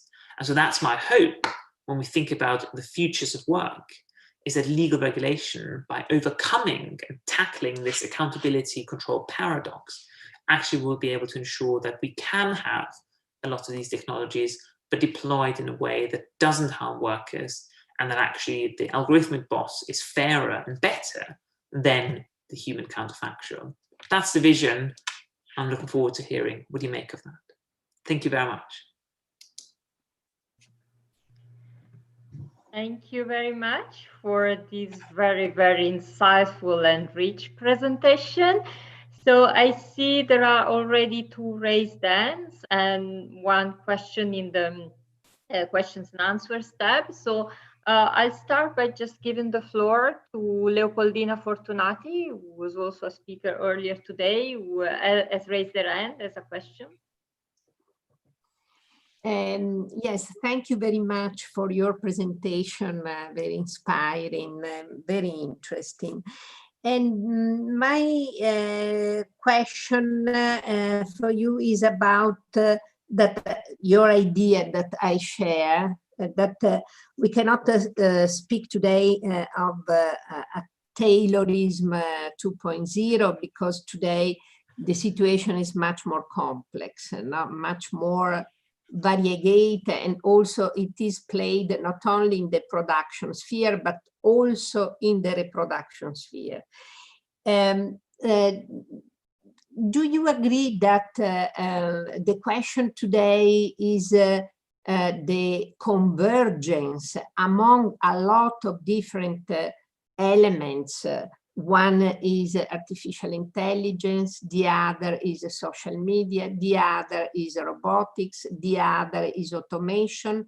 All this makes the infrastructure of what now it is capitalism. No? It is a certain system, because there is a lot of debate, for example, on robotics. Robotics in the workplace will make this and that, but it is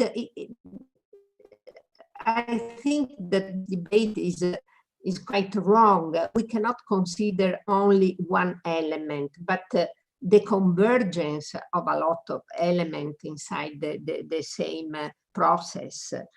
And then I share also your vision to go beyond the technological determinism, because a lot of debate now is a description, a static description of these processes without taking inside the point of view of workers, of people, how people react and struggles and organize themselves and do things in order to change their everyday life for today and in the for the future. Thank you. If you can work on that. Thank you, Leopoldina, for these really, really interesting comments. And yes, I think I completely agree on both counts. So I think particularly from the perspective of legal regulation, the challenge is that the way we think as lawyers about the workplace is built around a series of stereotypes that are very old, right? We built the legal regulation of the workplace around the stereotypes of, the single male breadwinner in a long-term, full-time, open-ended work relationship, probably as a member of a trade union, and so on, right? And the legal regulation of work has been very much built around that stereotype. And that then leads to sort of counterintuitive effect where the further we move away from that stereotype, and many of the factors that you've mentioned are different ways of chipping away at it, right? Whether it's the moving into precarious short-term work or the different exercise of control, right? Various ways in which we can, the decollectivization of work. As we move away from those stereotypes, from a socioeconomic perspective, people actually become more vulnerable. And yet the legal regulation of work, which is meant to attack these very vulnerabilities, then actually starts excluding people. So together with my colleague Einat Elbin at Hebrew University, I've written about this, how the contract of employment can actually become a driver of social exclusion. My colleague Mark Friedland refers to it as the paradox of precarity. But I think that's precisely what's at work here. Now, the reason why I think, and this is sort of at the heart of my call, that this time it's different, I think the different factors you've mentioned have now come together in such a way that actually they push this scenario beyond the breaking point.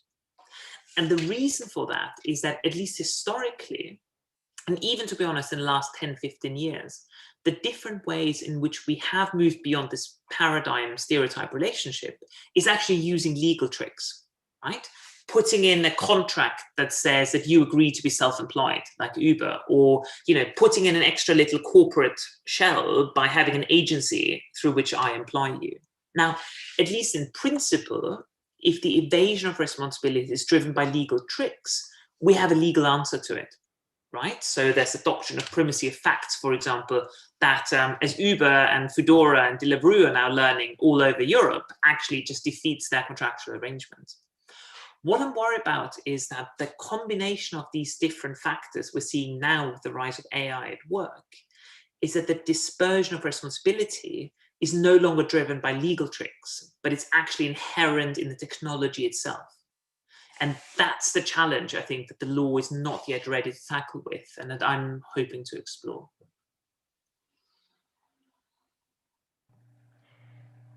Thanks very much. I see that Gemma Newlands also raised her hand. Gemma, do you have a question? Yes, I did.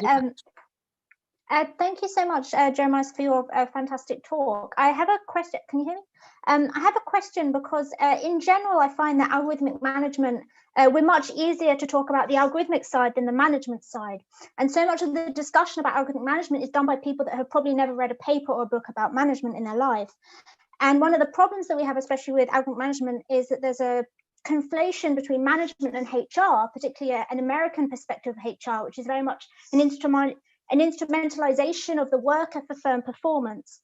So focusing on this managerial aspect, I want to ask you the question of how would your perspective change and the legal position change if we differentiate more strongly between the algorithm as an agent, so the algorithm as the boss, and algorithm as manager, or managers using algorithms? Because I find that there's such a strong distinction there, especially when it comes to agency farming and responsibility farming, to the algorithm as agent or the boss as agent using the algorithm. So I just wanted to ask your position on that. Thank you, Gemma. That's a super interesting point, and one that actually from a legal perspective makes a huge difference, right? So because legally speaking, certainly within the European Union framework under the GDPR, those questions make all the difference in the world. Mm-hmm. Because actually the kind of stories, so probably the starkest element of substitution is what we see going on in Amazon warehouses in the US, where you suddenly have one or two managers with a workforce of a couple hundred people, and the stories of actually the managers just running around with their laptops on the factory floor, scanning workers' tags and then saying, oh, worker 1 to 3, here's your feedback from the algorithm. And there was this famous case last year where some workers were challenging dismissals for potential union forming, which is illegal in the US still. And Amazon's defense was to say, local management has no understanding or knowledge of the algorithm that sacked these workers, right? And I think that goes right to your point that actually it's not an HR function, it's actually taken over management. Whereas I think what we're seeing in a lot of Europe, where under Article 22 of the GDPR, that sort of thing is illegal, that HR departments find themselves, sort of supplemented in their work by this. So from a legal perspective, that's a huge distinction where, if an HR department needs help in identifying people for redundancies and then use an algorithm to make recommendations, and they then decide to implement these redundancies, that would probably be legal, subject to various sort of indirect discrimination concerns. Whereas the sort of automatic, you just get an email saying you're sacked, is not legal. The reason that I'm not sure that dichotomy actually holds in practice is a lot of the kind of socio-legal and sort of broad empirical work you get about how humans actually work with algorithms. And this idea that, if I'm an HR manager and I need to sack 1,000 people and the algorithm gives me 1,000 names, the idea that somehow I'm then going to stand up to that and actually change that is questionable. And sort of, a lot of evidence, say, from radiologists or airport security scanners would suggest that actually as humans, we're very bad at standing up to those algorithms. With senior management, that isn't necessarily the case, right? So something interesting I've come across recently is, you'll know all the studies on algorithmic bias in the criminal justice system with things like the COMPAS algorithm. It's actually really interesting that there's some very recent studies on judges in the US. And some judges, now aware of these biases, take the COMPAS printout and shove it somewhere right at the back of the bundle of papers, right? And so actually in a hearing, they'll have 800 pages of information and the COMPAS score that just put somewhere in the back and never look at it. So there is some evidence that actually humans can retain the agency. But I think the difference is, I guess, in terms of the power in the labor market a judge has when she's sitting there on the bench as an independent adjudicator, as opposed to somebody who's a junior HR administrator who has to look at redundancies. Whilst in principle, I think there is that stark distinction, and certainly the law still harks on to that. In reality, I'm not sure actually whether substitution or augmentation are actually all that distinct in practice, which is deeply worrying, I think. Thank you very much. Okay, great. So there are other raised hands, but first I'll read a question that was posted in the Q&A section. So it's from Yania Komlenovic. I hope I'm not pronouncing too badly, who says, thank you for the excellent presentation and argument. I have two questions. First, would the global nature of platforms not be another legal challenge? Because normally labor laws would be national, but platforms could be based in other countries and work globally. So would this add to your conundrum of legal challenge of who should be held responsible? And second, could you isolate the legal dimension from the economic and technical dimensions? How would you integrate those in your future projects? Thanks. Thank you very much indeed, Yania, for these excellent questions. So the cross-jurisdictional problem or conflict of laws problem is absolutely a key element in this dispersion of responsibility, right? So I was talking earlier about when it comes to the control accountability paradox, already I think there's a huge challenge in terms of working out who the responsible actor is. This was the thing I was talking about in terms of, is it the provider of the software? Is it the consultancy that actually helped install the software? Is it the people who wrote it? Is it the people who provided the training data? Once you add cross-jurisdictional problems to that, everything just becomes exponentially more difficult legally. And you're absolutely right to say that that's a key challenge we've seen in the gig economy. So actually, it's interesting that in a lot of the jurisdictions where Uber, for example, have won their cases so far, they've won them not on the basis of the actual legal arguments about employment, but they've won them simply on jurisdictional grounds. So South Africa, for example, is a good illustration of this, where the issue was not about the platform's employment responsibility, but simply this challenge, is it the software in the Netherlands or in the United States, as opposed to the South African subsidiary. So the fear is very clearly that as this kind of software can now be rolled out across the world, and if you have successful software, that then legal responsibility becomes even more difficult to pin down. In terms of the second question, whether legal dimension can be isolated, no, I don't think it can. And I think that's the point, again, I was trying to make, that we now look at the way that historically we would have legal solutions to legal challenges. Nowadays, the legal solutions, for example, to discrimination law, would actually be directly opposed to the technical solutions. And so I guess starting with that gap, and that's why as part of my team, there will be computer scientists as much as lawyers and sociologists, because precisely to start plugging that gap, we might actually have to start completely rethinking the different legal framework relationships.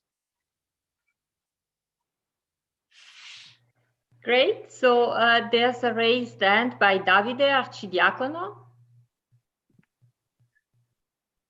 Hi, thank you so much for your inspiring presentation. I have a question that is not strictly related to the content of a presentation, but somehow related to the idea of the future of works. And is my concern, I want to collect your opinion about the universal basic income as a tool to, in a certain sense, a possible solution to unbalance the situation in a so fragmented, poor labor market as you described. This solution is somehow supported by different sides. We found supporters of this solution in left parties, but also among different entrepreneurs, also in Silicon Valley. And I think maybe the devil is in the detail. And so I want to ask you, what do you think about this solution, universal basic income, and how we can imagine it in legal and processual terms? Thank you, Davide. I'm going to go out there. I guess it's 10 to 6 or 10 to 7 on a Friday evening, but I'm deeply suspicious of claims to universal basic income. As you've already hinted at, sort of, any idea that can be supported by both Milton Friedman and Bernie Sanders is an idea that we should be very, very suspicious about indeed. Now, what you mentioned, though, as a key attractive feature, which I agree with about universal basic income, is a rebalancing of bargaining power in the workplace. But the problem is that actually, I don't think that universal basic income could naturally achieve that. The only way of really achieving that rebalancing of bargaining power, I think, is through different mechanisms of collective solidarity. So I think it's really, really important that one sort of implication, one thing that all this technology does is it takes, and again, we've heard this already in some talks earlier this afternoon, right? It takes specific knowledge from workers about the organization, about the workplace, about the organization of work processes, and essentially sort of then sends them upwards, right? Extracts them into the machine, into an automated management structure. Now, that's often analyzed in terms of the individual worker versus management. But what it also actually does is it takes away power from labor unions. It takes away power from the sort of collective organization.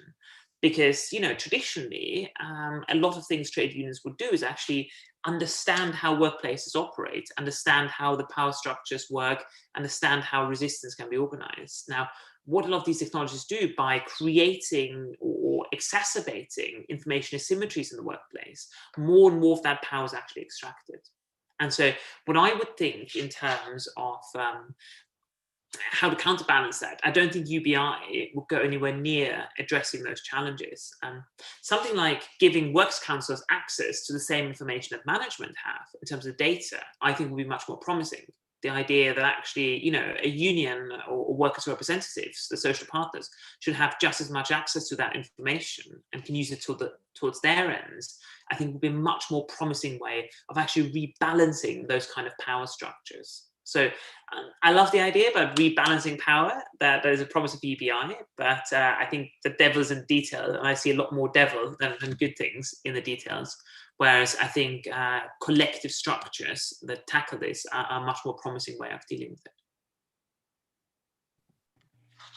Right, great. So there are 2 more questions, and I suggest that we take the 2, then you answer, and then we'll finish here because, it's Friday afternoon and we've been working for 4 hours in a row. So first is Baruch Gottlieb. Yeah, hi, Jeremiah. Thank you very much for the very stimulating presentation. Always good to hear the legal perspective. I'm actually, as a non-lawyer, I'm very curious to hear if there's any like real consensus among your peers. I mean, there's lawyers on all sides. There's capitalist lawyers, there's government lawyers, there's labor lawyers. I don't know if you even meet and discuss these, you know, how to ensure the best possible outcome, maybe for business and for workers. I think your suggestion about addressing information asymmetry in the workplace is an excellent one. My main question would be, you know, were you to put that forward as a regulation? I mean, how are the chances that it will ever be taken up under the current conditions? Like, what kind of challenges do you face when trying to put forward a very reasonable regulation suggestion? Thank you, Bao.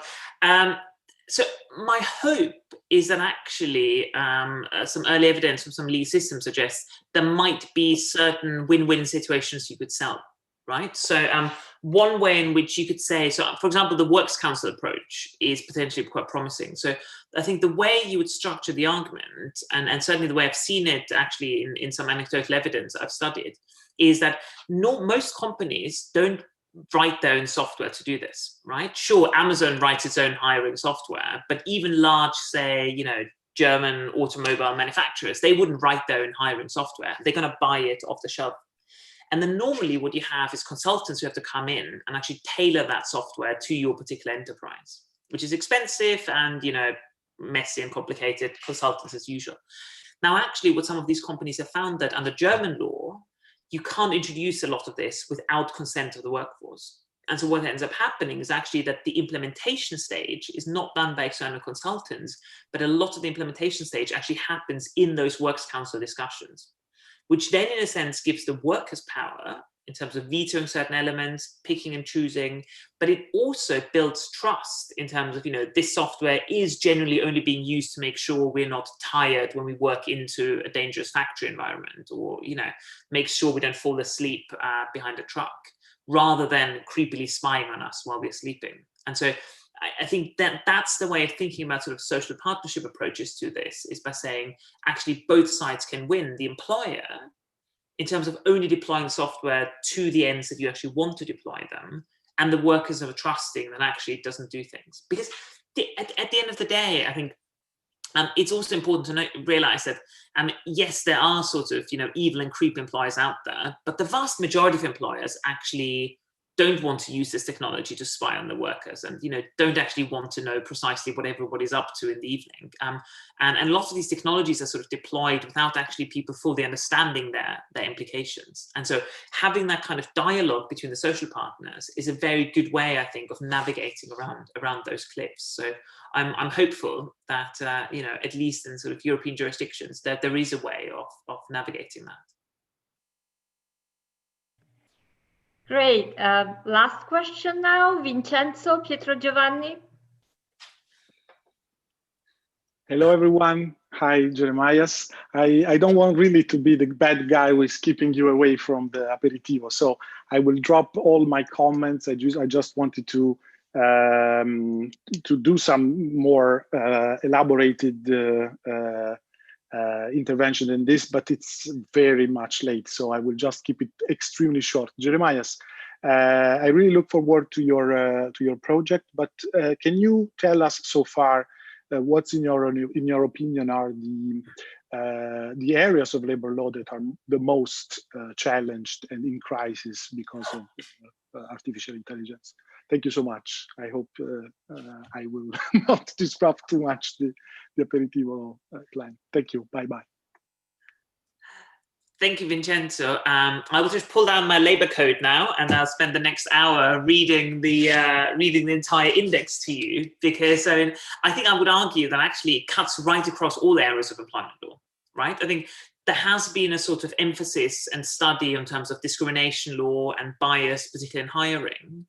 But actually, I think this control accountability paradox cuts right across all the employer functions, right? Because so my claim about the employer functions has always been that actually the law regulates all of these functions in different domains, right? So, you know, if I've got the power as an employer to hire people, there's different legal regulations for that. I've got the power to sack people, there's different regulations for that.